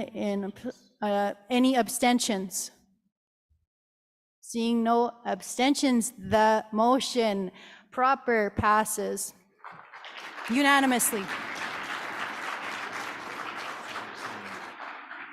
We are next on the resolution La Femme Chif Opetimac, page 17. So I'm just turning there myself. And I believe our mover, present, Minister McCallum, correct? Yes, Lisa McCallum. Thank you. And Minister Friesen, our seconder, proposed seconder? Yes, I second. Thank you. So the resolution, La Femme Chif Opetimac. Oh, thank you. Whereas the La Femme Chif Opetimac, the LFMO bylaws identify the following as purposes. A, the LFMO is enabled by motion of the Métis National Council Board of Governors and formed to enable Métis women within the Métis Nation to take an active role within Métis Nation governance, in addition to their right to participate fully in all elected offices in such governance. The LFMO shall work within the Métis Nation governance structure, specifically with the Métis National Council and the governing members, to represent the interests of and promote leadership by Métis women at the local, provincial, national, and international levels. C, the LFMO shall work with the Métis women from across Canada and Métis nation government for the empowerment and participation of Métis women. The LFMO shall function as an advocacy body to speak and represent the Métis women's agenda and perspective nationally. Whereas, as a result of the tremendous advocacy by the LFMO, women are more than equally represented within leadership of the Métis National Council and leadership of the governing members. Whereas in July 2021, the LFMO released the report, Weaving Miskotaha, the Métis Nation's Journey to Ending Missing and Murdered Women, Girls, and 2SLGBTQIA+, along with 62 Métis-specific calls to Miskotahoa. My apologies for mispronunciation. Whereas membership in the LFMO shall be the Métis women provincial organizations of each of the governing members as provided for in the constitutions and or bylaws and or governance mechanisms of each of the governing members. Whereas the LFMO Board of Directors shall consist of 6 directors, which shall be comprised of the national president and the 5 provincial spokespersons. Whereas the Métis National Council Board of Governors consists of the presidents or designated representative of each member association and the president of the Métis National Council. Whereas the LFMO is not included in the Métis National Council Board of Governors. Now, the wording that was on the pages has been changed, and I believe it's on the screen. It is, yes. Do you want to read that? Sure. And so the mover has consented before this goes to the floor to this wording here. So have a look at the screen here. I'll review the wording. Therefore, be it resolved that the Board of Governors, BOG, establish a committee by January 31st, 2024 to review the purposes of the LFMO and make recommendations to the BOG, including such things as advocacy for missing and murdered Indigenous women, girls, and 2SLGBTQIA+ people informed by the Weaving Miskotaha report and 62 calls to Miskotaha.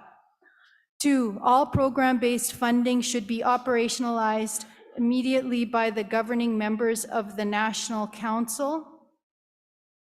3, the LFMO ensure that by January 31st, 2024, they are working with the designated representatives from each governing member as contemplated in their bylaws.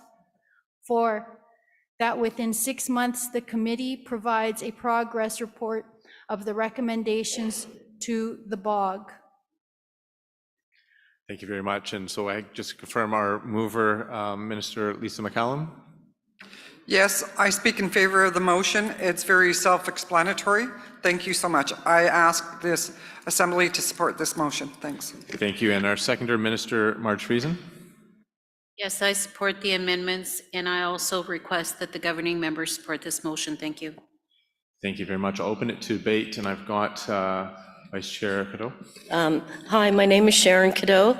I'm the Vice Chair of the Métis Nation of Ontario. I also was a past board member and one of the original women that signed the incorporation documents. So I think I need to talk about a little bit of the history of why we got to where we were.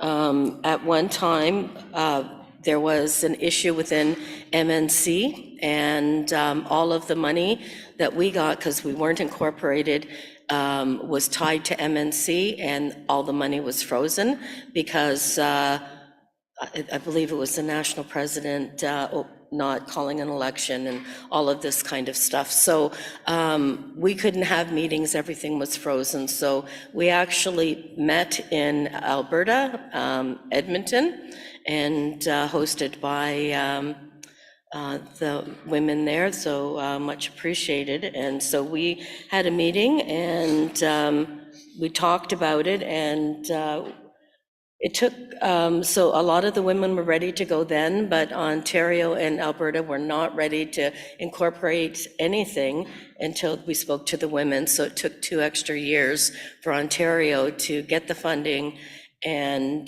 do that. So the reason why we wanted a national women's body is to speak on behalf of the Métis women. We are not represented by the Native Women's Association. We're very different than that. And we were, also it was, you know, the funding issue. We couldn't get any money. Like none of the women's groups in any of the provinces could get any funding at that time. So that was the reason for the incorporation of La Femme de Métier Vodapem-Suac, and I'm saying that wrong. So it was never designed to be a service delivery agency like it is now. Not at all. That is not at all what it should be and what it was supposed to be. So I don't know where we got off the rails with that, but we really did. I'm very concerned over a lot of things, and the non-election of the national president. She was elected in November 2018. Now, she's supposed to call election between the 2nd and 3rd year. That hasn't been done. We can count, all of us can, and I believe that's over 3 years. So I also have an issue because I'm looking at the incorporation documents. I don't even know if they have quorum right now, to be honest with you. I know who sits there for Ontario, and I'm not sure who's sitting there for the other provinces, but I don't know if they have quorum, so how can they conduct business? That's a biggest thing for me. Like, I think their mandate ran out many years ago, so I would like the wording on this a little bit stronger, because I don't know if they should be still up and running. I would like to see everything just taken over by MNC, get it sorted out, what's going on, you know, have Melanie report to the Board of Governors right away, like, so we can figure something out. But I was there, and I thought, yes, it's great, we need this national women's group, but this isn't what I wanted. This isn't what any of the women wanted, believe me, you know. And it's like, nothing is updated. So I can say I have a letter here from Manitoba when they left in 2021, the Infinity Women's Secretariat, and there's grave concerns that she has raised. And I can say that I have to agree with every one of them. Every one of them. I've shared this letter with some of the people here, and hopefully that you got to see it. I'm just really taken aback by what has happened here. And I want to thank the women from Saskatchewan for putting this resolution in. We really appreciate it a lot. And I'm standing 110% behind you, or beside you. Beside you, not behind you, to get this done. But if we look at the incorporation documents, because I just ordered them just a couple of days before I got here, and it's stating here on the incorporation documents that they had an annual general meeting in June the 28th, 2021. I don't know. Are you allowed to lie on these things? Also, too, I can go back. Anita was from Saskatchewan, from Manitoba. She was the treasurer, and she never even got to do the books. So that's the sad thing about this whole thing. Thank you very much. I'm sorry, because we have a lot of business, and I appreciate your comments. Anyway, I'd like something stronger in that motion to include all of those things that I have brought up. So I don't know, ladies, if you can think of something. Thank you. I next had, and I apologize if I missed, is it Ms. Letty? Yes. Go ahead. So I'm speaking in favor of this motion as well. Perhaps from a slightly different point of view, as being a two-spirit individual myself. I have seen that La Femme, the women's organization, has taken it upon themselves to represent my community. And I'm aware that there are other people who are part of this community in the room as well. I failed to see how two-spirit LGBTQ QIA plus issues are lumped in again with women's issues. I believe that two-spirit individuals and women deserve better than to keep getting shoved together when both groups have parallel complex issues that face them, but they are not the same. And I really want that to be taken into account with this, that when it goes to review with that committee, of making sure that the women's organization is staying in the category of the issues that matter most to women, and that two-spirit, at some point, I hope, my dream for the future here is that we can have two-spirit as a separate committee or to be able to address those complex issues for those individuals. Thank you.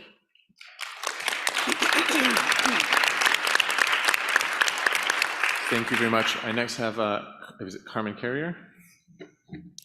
Thank you, Mr. Chair. My name is Carmen Carrier, and I am the Vice Chair of Métis Women British Columbia, and here happy to be representing my nation, Métis Nation British Columbia. I'm speaking in favor of this motion because anything that helps to support the work that supports women, Métis women and girls, I am in support of. I want to point out the whereas, that the tremendous advocacy that LMFO has done, and I hope to be able to support to continue that work. Before I continue with my comments, I just want to center myself in this narrative. I am here today because of my grandparents. I am the granddaughter of Yvonne Hamlin. She was born in Saint Laurent. She's a residential school survivor. I'm also the granddaughter of Joseph Carrier, born in St. Boniface. My father, Ron Carrier, who was born in St. Boniface. I am the mother to 4 Métis children, 2 of them who are young women. I am the auntie to 2 nieces who are both also young women. All of my 4 girls there would be considered youth.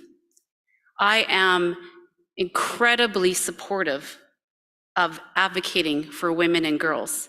And I am here because I believe we need to put our women and our girls and our female children at the center, as well as our boys and our two-spirit. We need to be advocating for them for the future generations. I just want to give you a little bit of a synopsis of Métis Women BC. We are an elected council. We represent 7 regions in the province of British Columbia.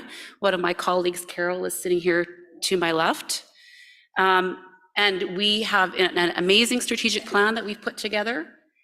We do not have the capacity or the resources to carry out that strategic plan. Our Vice President Walter shared yesterday about his 2 nieces, who are now sadly part of this terrible, terrible narrative about missing and murdered Indigenous women and girls. That is something that I am passionate about advocating for, and we need the capacity and the support to move that forward. I also want to point out that we need equity for our women, and that includes our women in British Columbia. You all know sitting at this table that while we say we're one nation, we are not equal. We are not on the same playing field. So I implore you, my brothers and sisters and two-spirit kin, to please advocate for us and for our women and girls here in British Columbia. I'd also like to point out that Métis Nation British Columbia partnered with the Ministry of Health in British Columbia and Public Health. We had a public surveillance report, Tanshi Kiowa. And in that report, Métis women and girls were at the bottom of every category. And we were below our First Nations kin. Our women need to be resourced. Our girls need to be resourced. And we know that our Métis wellness and health is rooted in our community and our culture. The Métis Women of British Columbia is a council that really wants to do the work. We want to support our women and girls.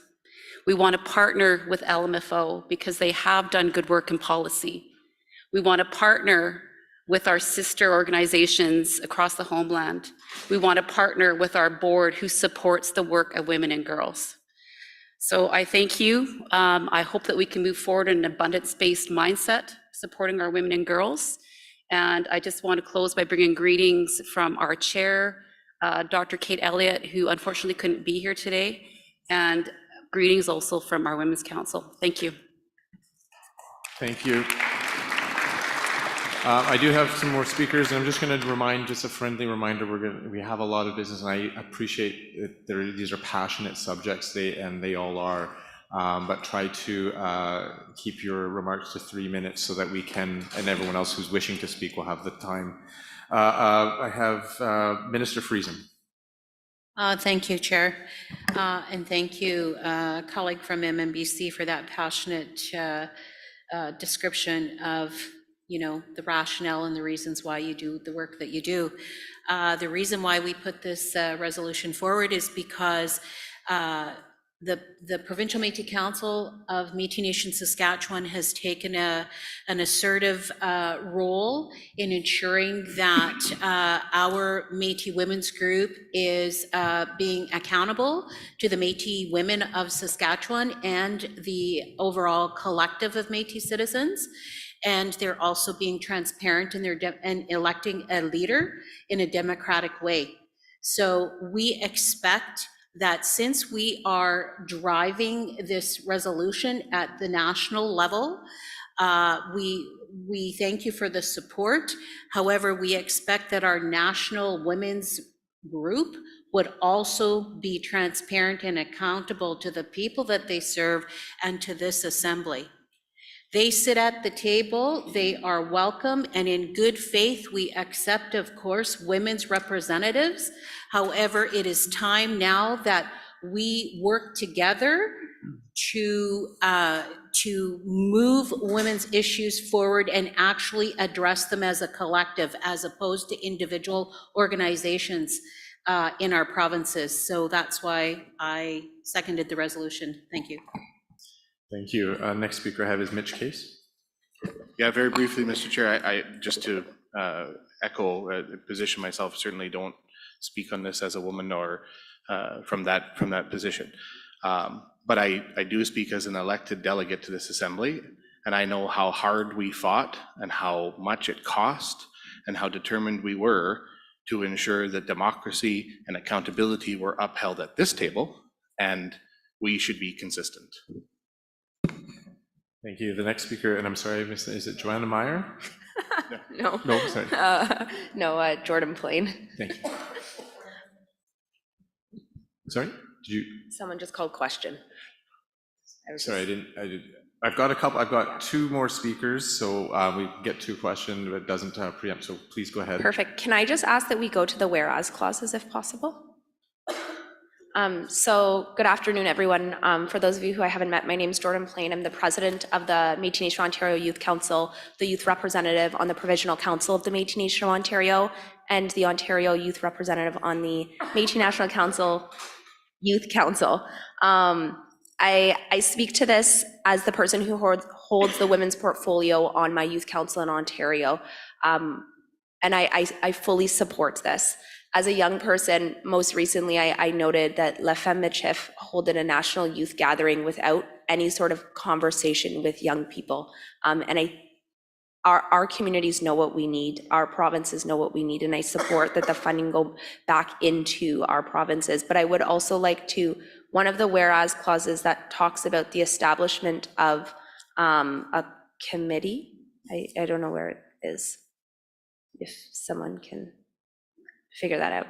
Do you mean the therefore? Yeah. Be it resolved, so. Perfect. So I wasn't in the room previously when the topic of young people being on things was chatted about, but I think it's fundamental that the youth have a voice on this committee that will be established, because we are, I don't want to say young people are the future, we are the current leaders. And it's important that as young people, and I look at my colleagues on the National Youth Council, and all of us are either members of the 2S community or female identifying, and it's important that we bring that knowledge to that committee to start to have some of those conversations. So thank you. Thank you. So just, if we can get the other portion of the therefore be it resolved just for a second. Thank you.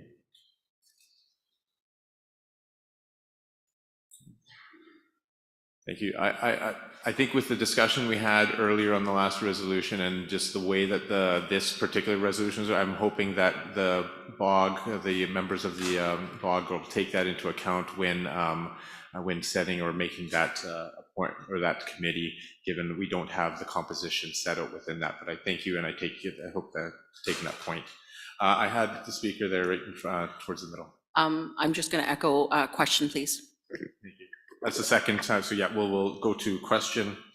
I'm going to look for hands up for those who are in favor of the resolution as is provided on the screen, the wording that's provided there. Please raise your hand if you're in favor.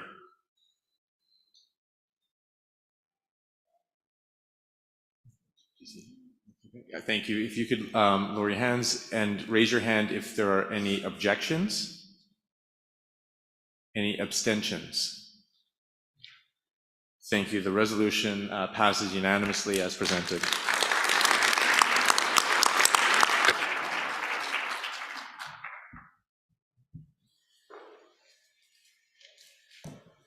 So the next resolution is Yes, Mr. Diego.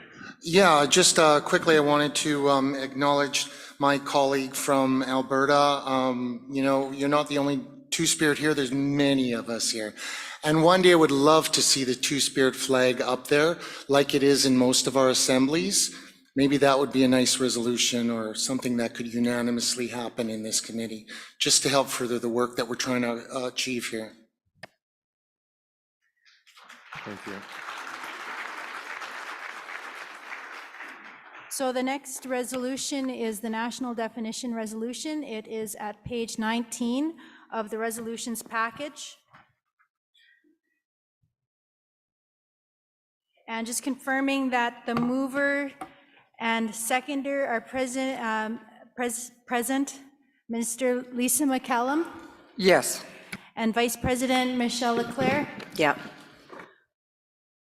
The national definition resolution as moved reads, whereas in 2002, the Métis National Council, MNC, General Assembly unanimously adopted a definition for citizenship within the Métis Nation, the national definition, which defines Métis as, quote, a person who self-identifies as Métis, is distinct from other Aboriginal peoples, is of historic Métis Nation ancestry, and who is accepted by the Métis Nation, end quote.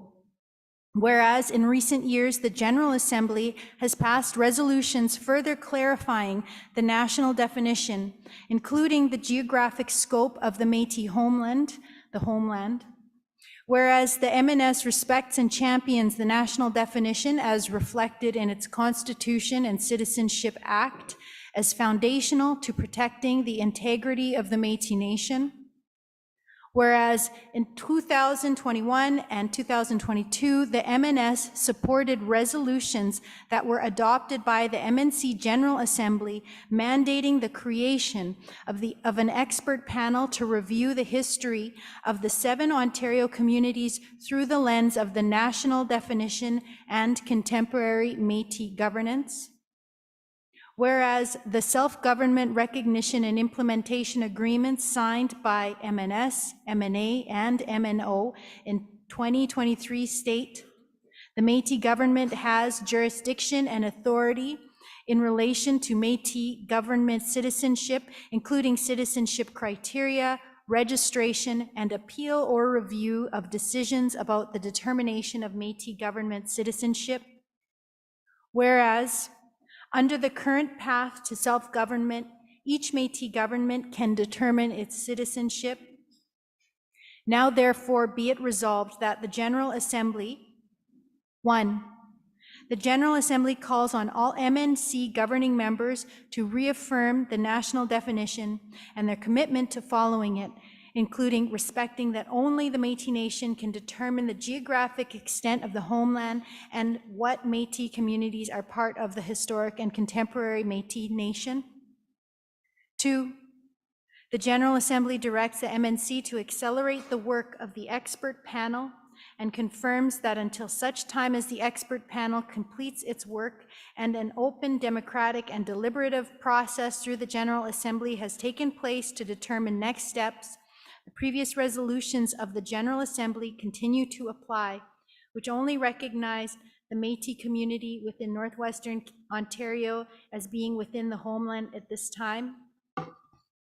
3, the General Assembly reaffirms that the expert panel is the Métis Nation's way to deal with these issues and that Crown governments, Indigenous peoples, and third parties should respect this Métis-created process.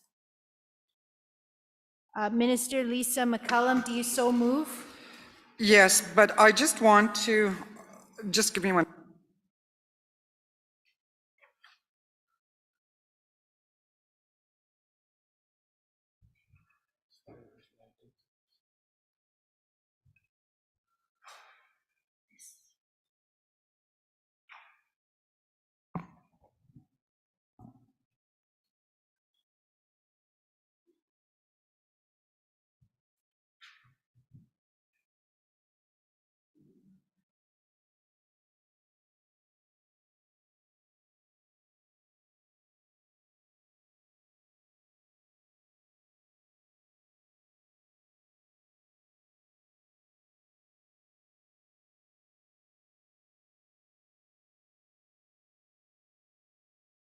Yes, I move that motion.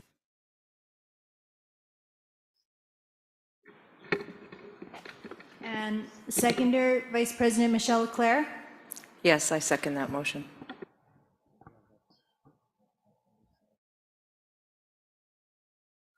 Okay, it can be open up to discussion. Minister McCullum,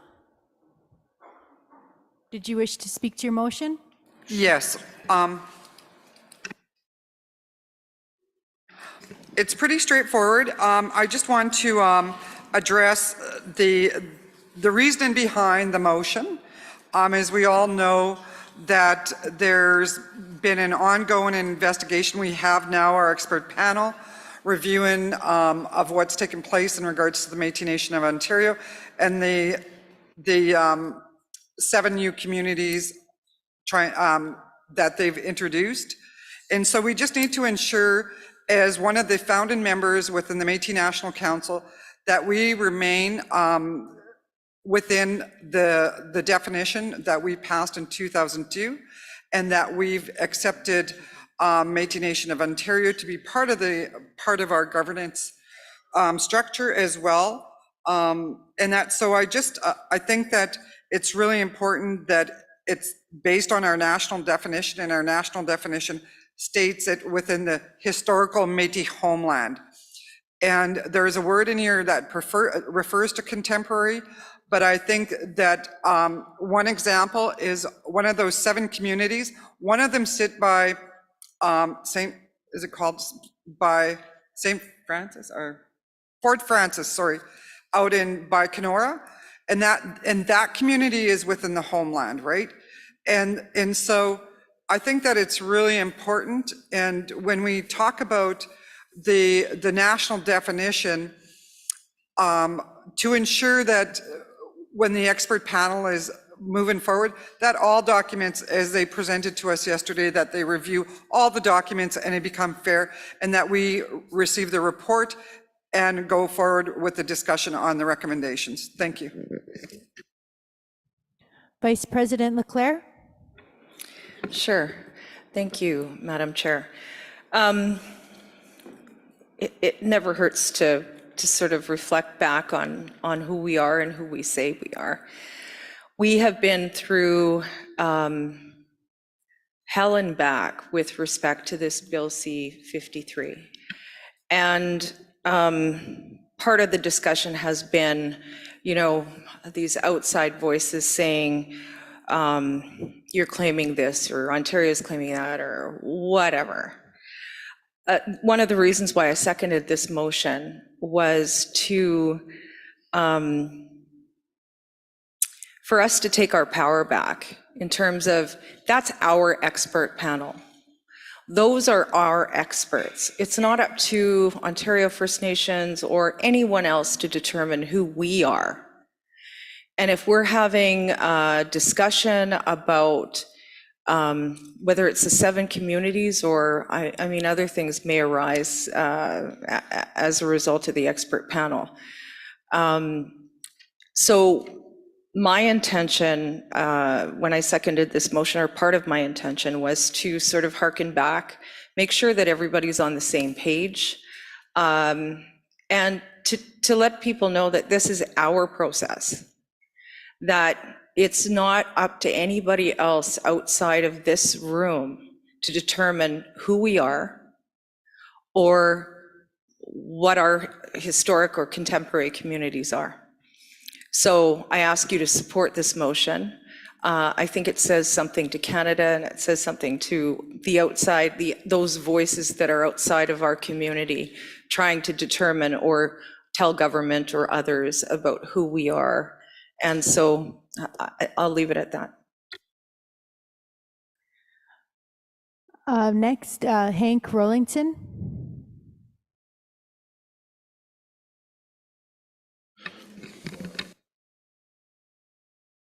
Okay, Mitch Case.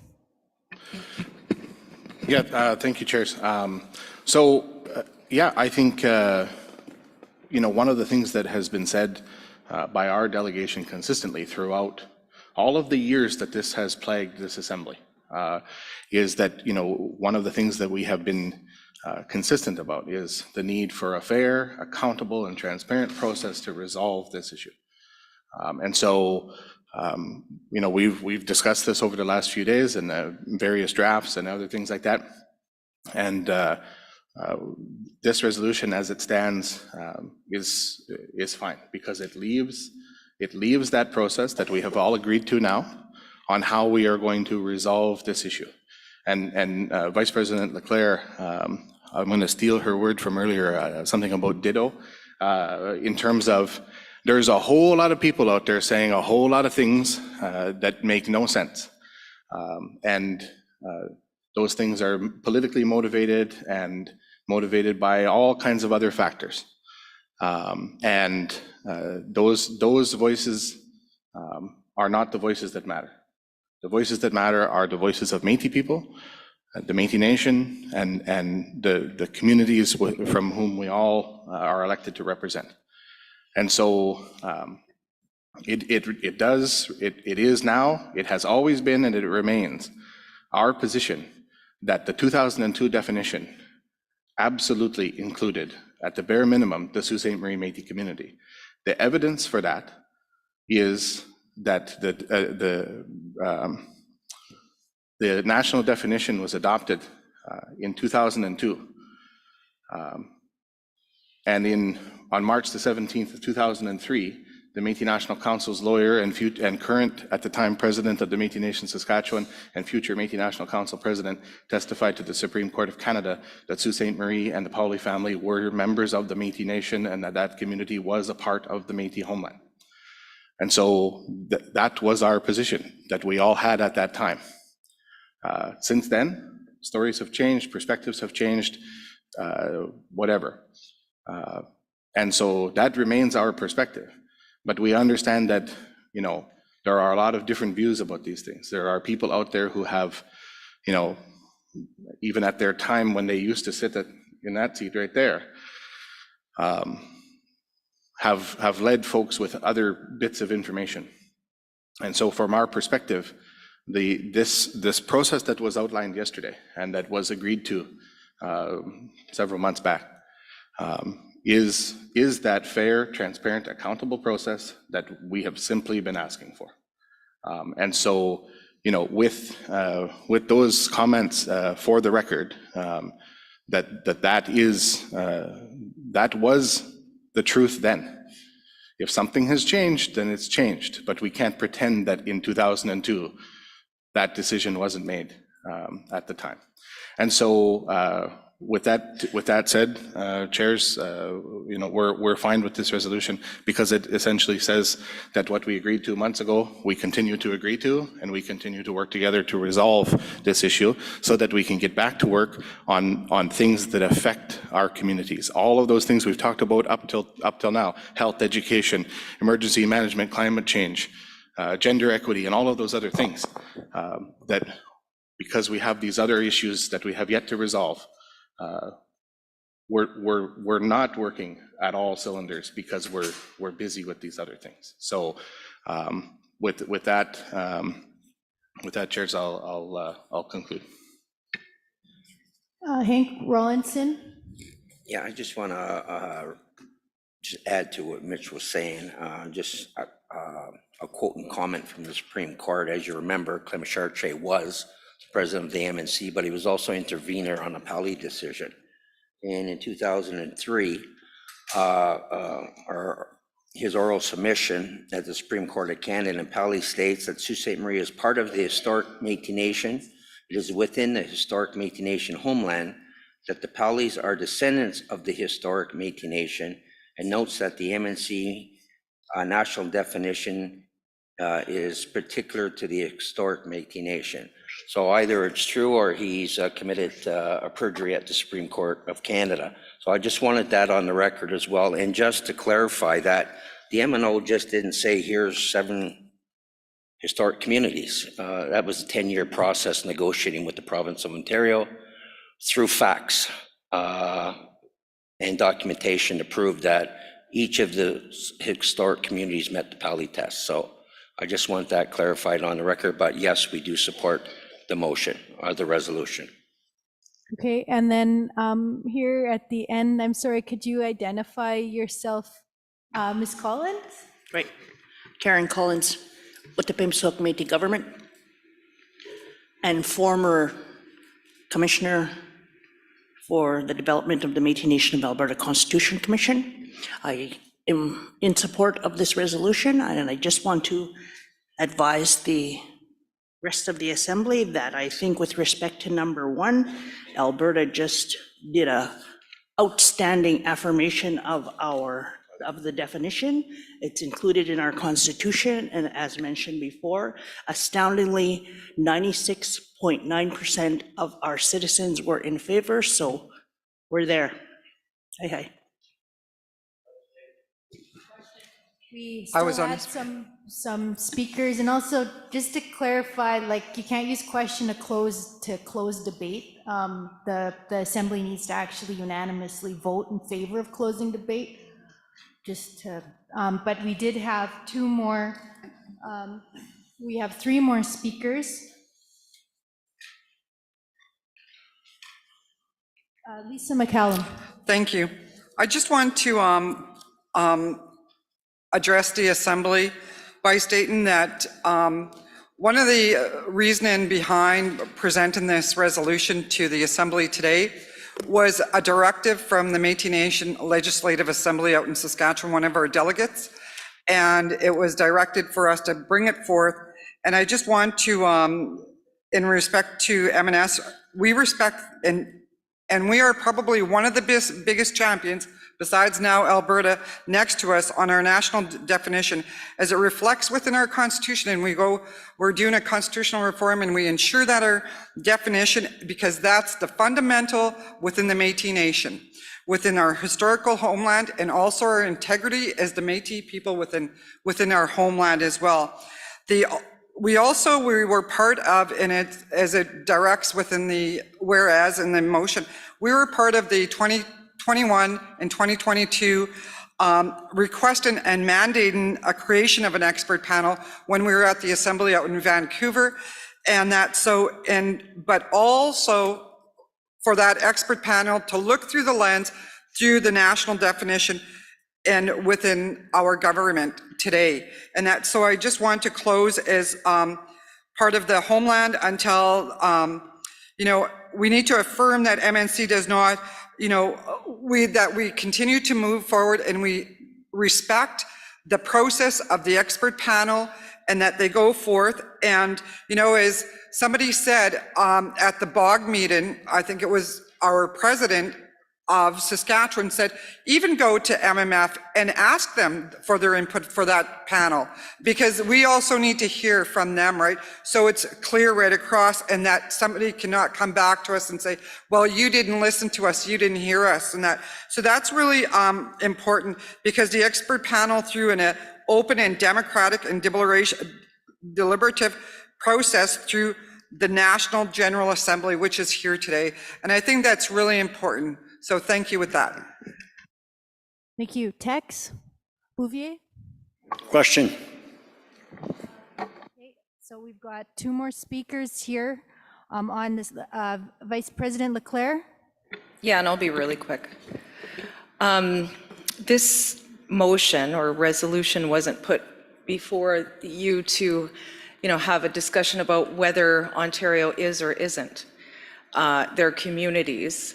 Thank you for telling us about your constitutional. I know you did a lot of work on that. I think we should all, follow our national definition. I was part of, years ago, a panel that worked hard to ensure that we had that definition. My point for seconding this is that I'm not an expert. We have an expert panel that will determine whether those 7 communities or whether our national definition is being used. So I just wanted to say that, we weren't bringing this for debate, but for support with respect to the expert panel. Thank you. The last speaker we have on the list here is Walter Minot, and then after, who is declining to speak. Okay. So we will move to the vote of this resolution. If you vote in favor, would you please raise your hand if you vote in favor of the resolution?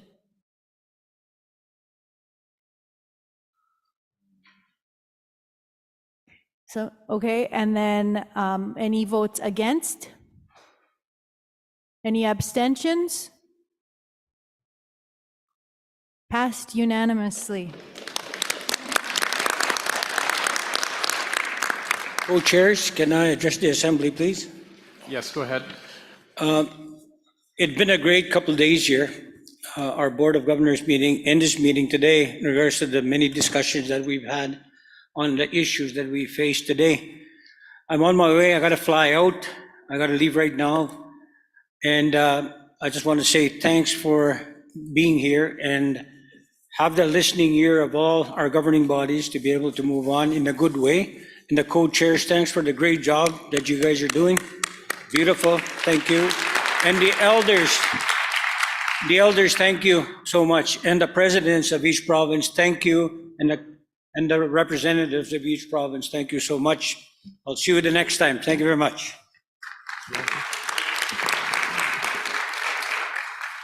Have a safe trip. Can I just take 1 minute? It's kind of an important thing. I realize You're probably going to say the same thing I am, Michelle.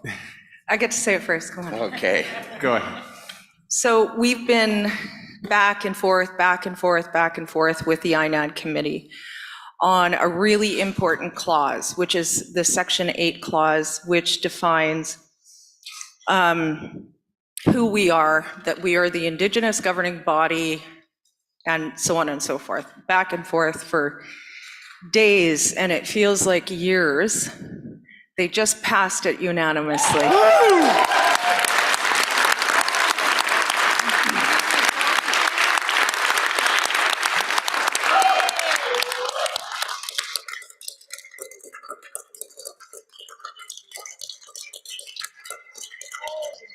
That's one part of it. Time to get drunk! Time to get drunk! That's one part of it anyway. That's one part. That's what I said. Now we got a kite to fly on. Mr. Rowland, did she steal your thunder? Excuse me, Mr. Speaker. Yes. Can I just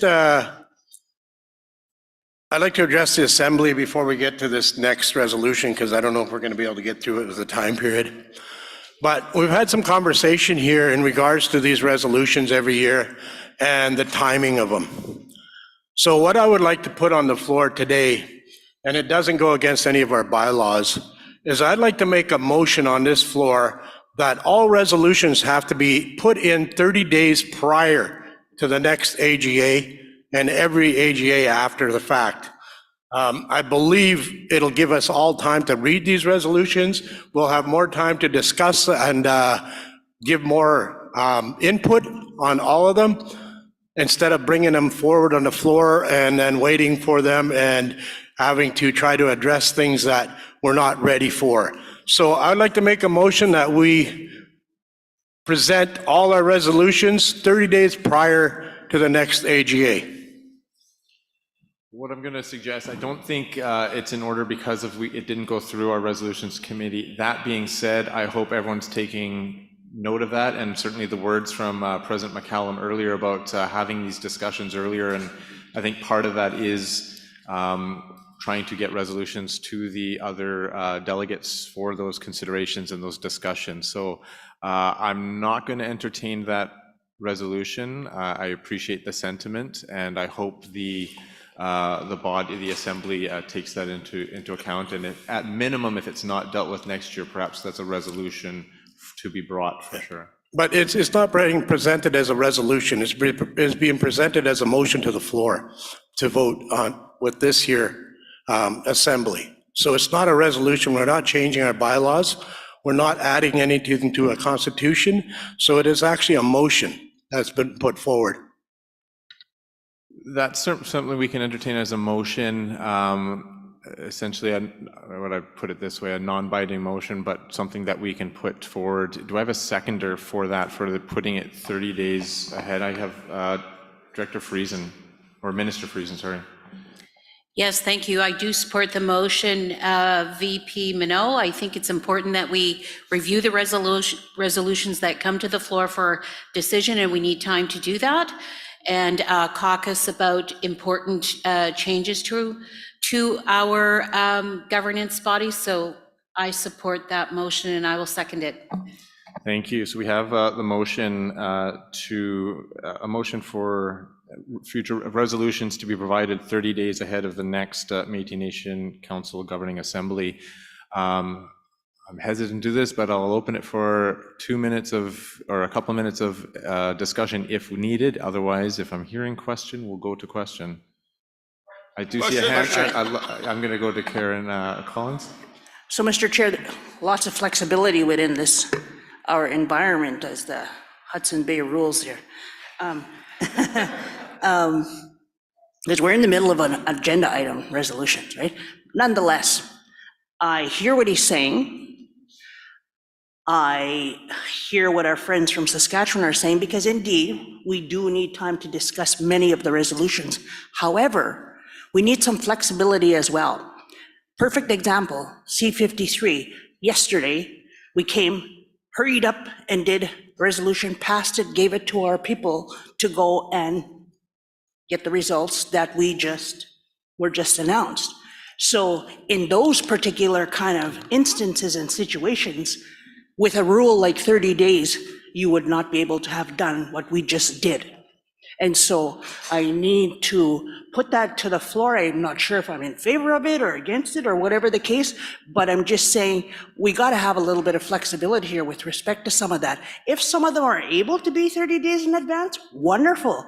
But just what we observed in the last couple of days, we need some flexibility. Thank you so much. What I might suggest, with the agreement of our mover and secretary, if they endeavor to provide those resolutions 30 days, but I do see 2 hands up. I'll go with Vice President Leclerc first.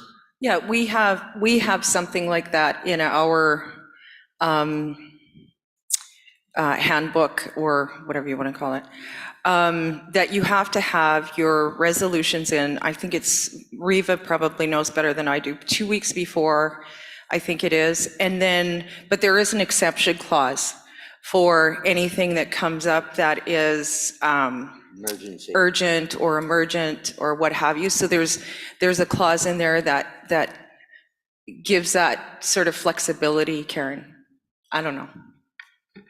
So with the agreement of Vice President Minot and Minister Friesen, I might suggest that we have, as the resolution or the motion, to have the resolutions provided 30 days ahead of next year's annual General Assembly, with the recognition that any emergent or urgent matters that arise between that time and the AGA can still be considered. Yeah, I'm in favor of that. Thank you. In favor? I'm just wondering why we need a motion. We do have a bylaws committee, and this is process, so why don't we just develop a process, bring it back to, with the 60-day or 30-day recommendation, and set the policy. Yeah, I think, I think that's certainly a way that we can go, if this is a will for the Assembly for the next particular one. Yeah, because I do agree with Walter, because we have the same thing within with our bylaws. Certainly. Ours is 35 days prior to, but it's a policy, it's not part of our bylaws. Yeah, and this resolution or motion would be just for this coming year, so that hopefully that would give, over the interim time, the committee to put that policy into effect and maybe solidify it, if I can put it that way. So I'm going to, at this time then, seeing no other hands, invite a vote on this. Is there, if you're in favor of the motion for next year to provide resolutions to the AGA or to MNC 30 days ahead of the annual General Assembly, with the understanding that any emergent or unforeseen matters can still be raised by resolution. If you're in favor, please raise your hand.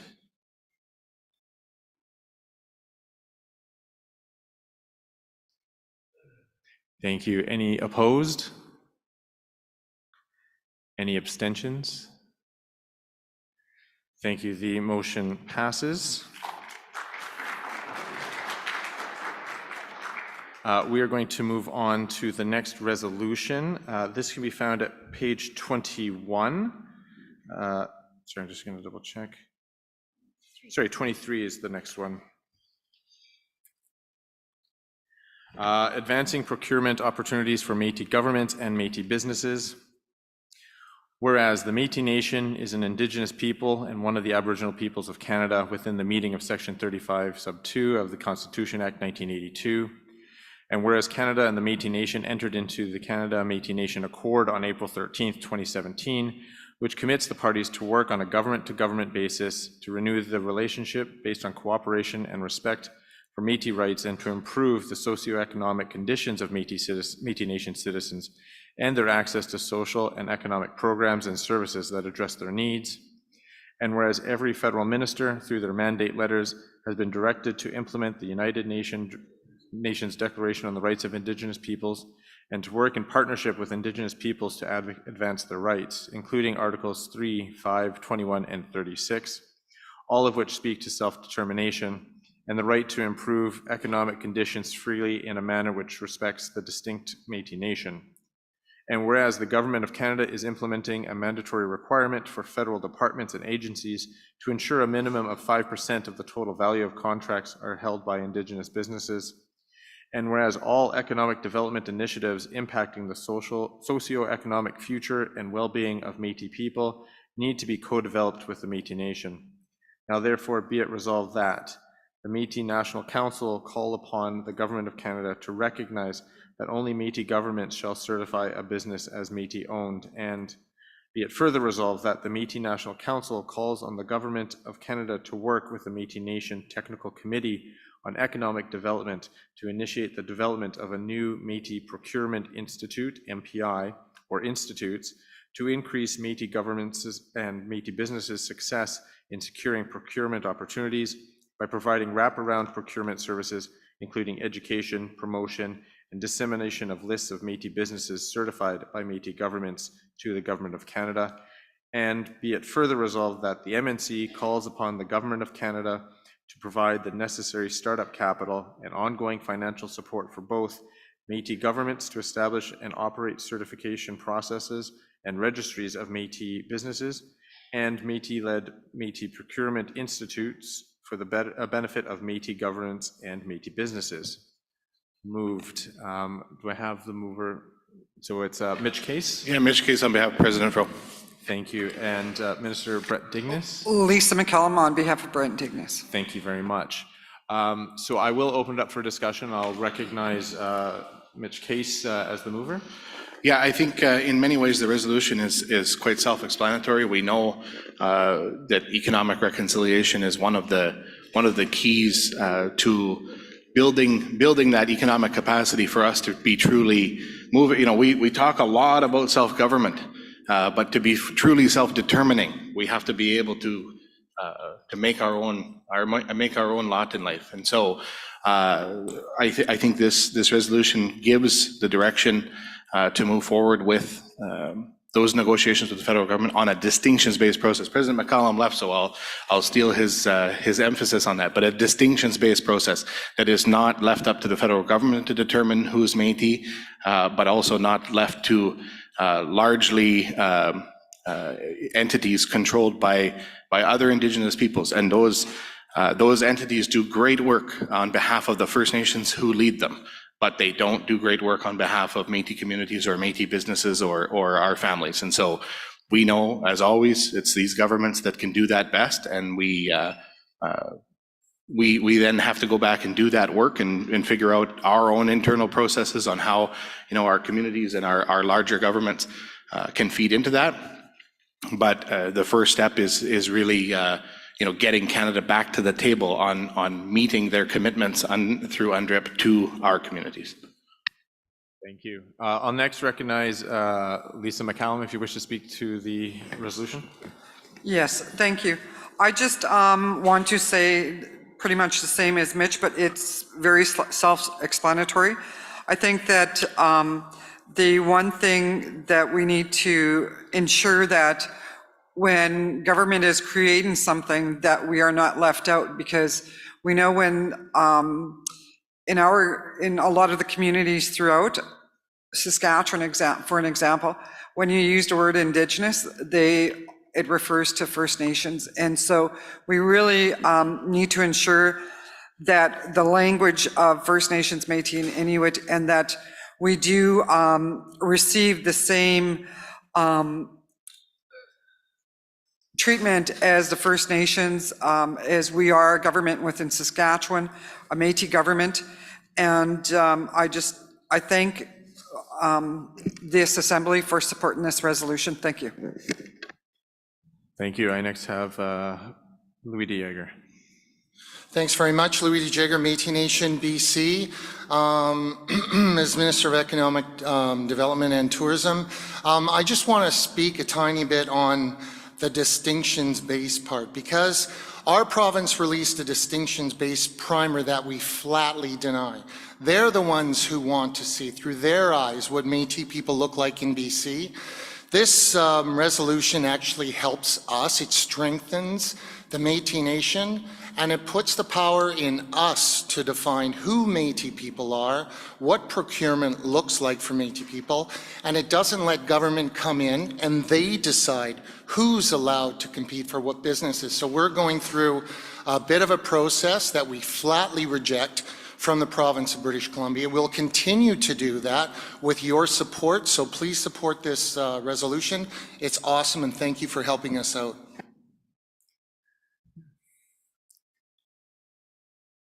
Question?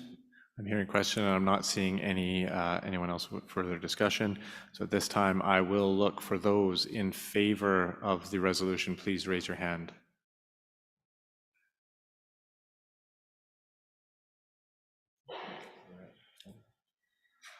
Thank you. Any opposed? Any abstentions? Thank you. The resolution is carried unanimously.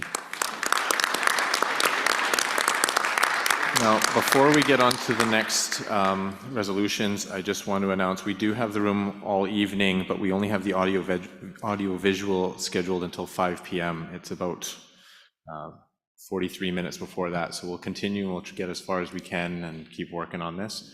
So I will turn it over. I was actually going to make a recommendation that we table the rest of these resolutions until the next AGA when we have more time. I know we're running out of time. Some people have to get flights. We are missing some of our members as well already. So I don't know how anybody else feels about that. I'll second that.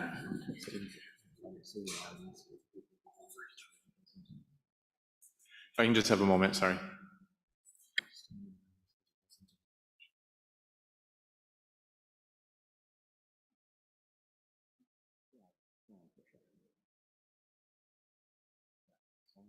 Majority.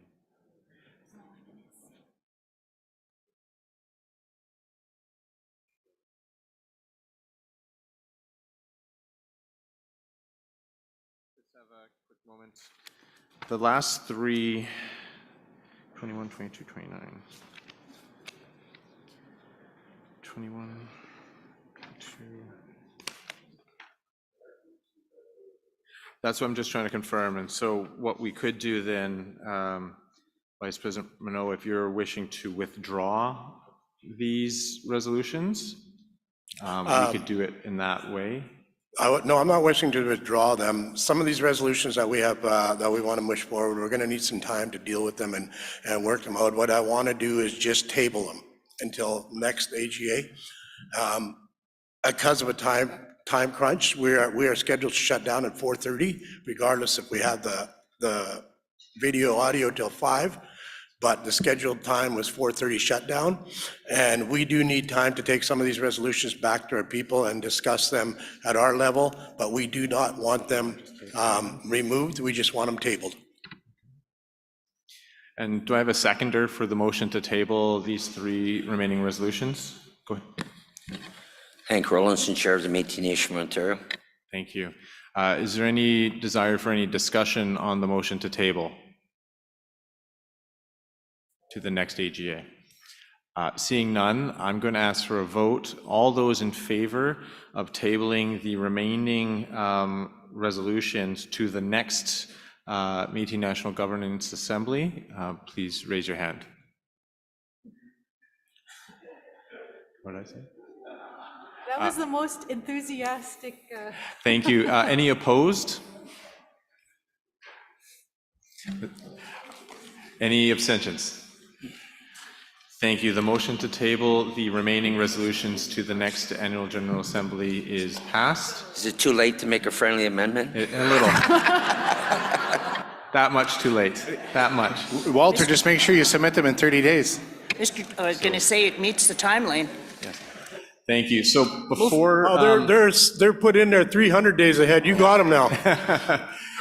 Before I entertain a motion to adjourn the meeting, I want to thank all the delegates present. I want to thank my co-chair for making this work and everything. I want to thank the grandmothers for overseeing all of our work today and yesterday. Thank you very much. So what we'll do is we will entertain a motion, or once we have the closing prayer, then we'll look for the motion to close so we've got Angie coming up. And on behalf of the delegates, thank the 2 of you for chairing our AGM.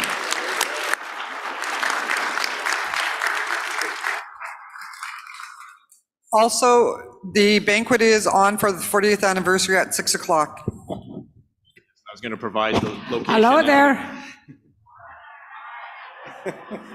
Guys, Angie is ready to go. Wonderful year. Not only do we have 40 years in our neck, but what everyone, one of our relatives, have included in this. So we thank them for giving us a start. I really believe we've come a long, long ways. I've been here for over 30 years, and I've seen how well and how respect that you have for each other. You're working together, your teamwork. I was so impressed, and I was so proud of all of you, because you come with your heart and you come with your mind. and to do a positive. I'm really, really so proud. I'm so emotional here because you mean so much to me. You are my family. But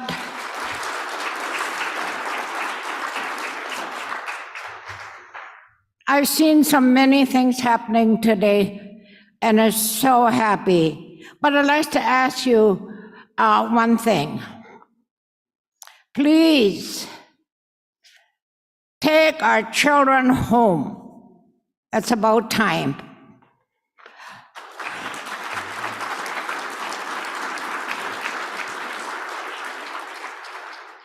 Work together. Work with your leaders. Every one of you has something good to offer, and share it. Share it with your leaders or your friends, your elders, whatever. It means my heart's so happy here. And I know my last few times that I'll be here with the last meeting, I know with all my heart that I'm leaving in a good time, because every one of you have proved to yourselves what Métis really is. A Métis person, a pride, love, emotional, and always helping each other. I grew up like that, and I know many of you have too. You've learned so much again today, and I thank you for it. And today, while I was here, we had 3 names. When we came in, we were grandmothers. And then today, the gentleman over here called us the Golden Girls. And before I speak too much, I better say our prayer before our government finds us to change our names again.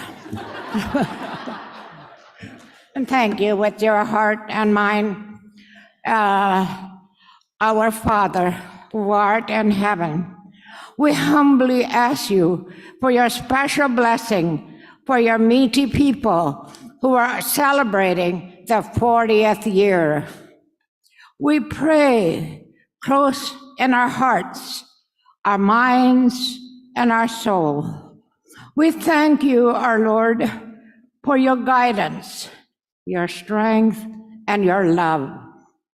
Inspire us as we continue our journey of love, kindness, and respect, as we believe in the power of prayer taught to us by our parents and grandparents. Our Lord, we need your help. Walk with us, hold our hands and our soul. Pick us up when we fall.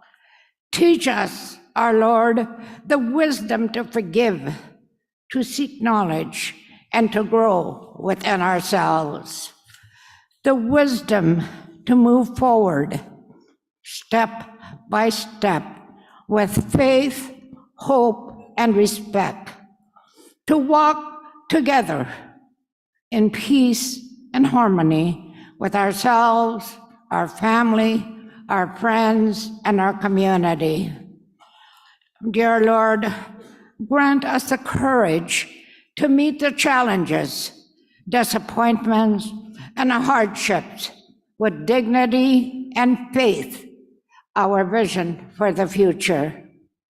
The courage in pursuing the values and principles we live by daily, to encourage and enrich the lives of our children and families and the people who have touched our hearts and our lives in a positive way. Help us, our Lord, to give us our best, to give each other and everyone with respect. Thank you, my Lord, for this wonderful, wonderful day, and look forward to next year. Thank God we bless everyone and protect everyone home. Thank you for this day, and may we have many days together. Thank you. I love you all. Amen.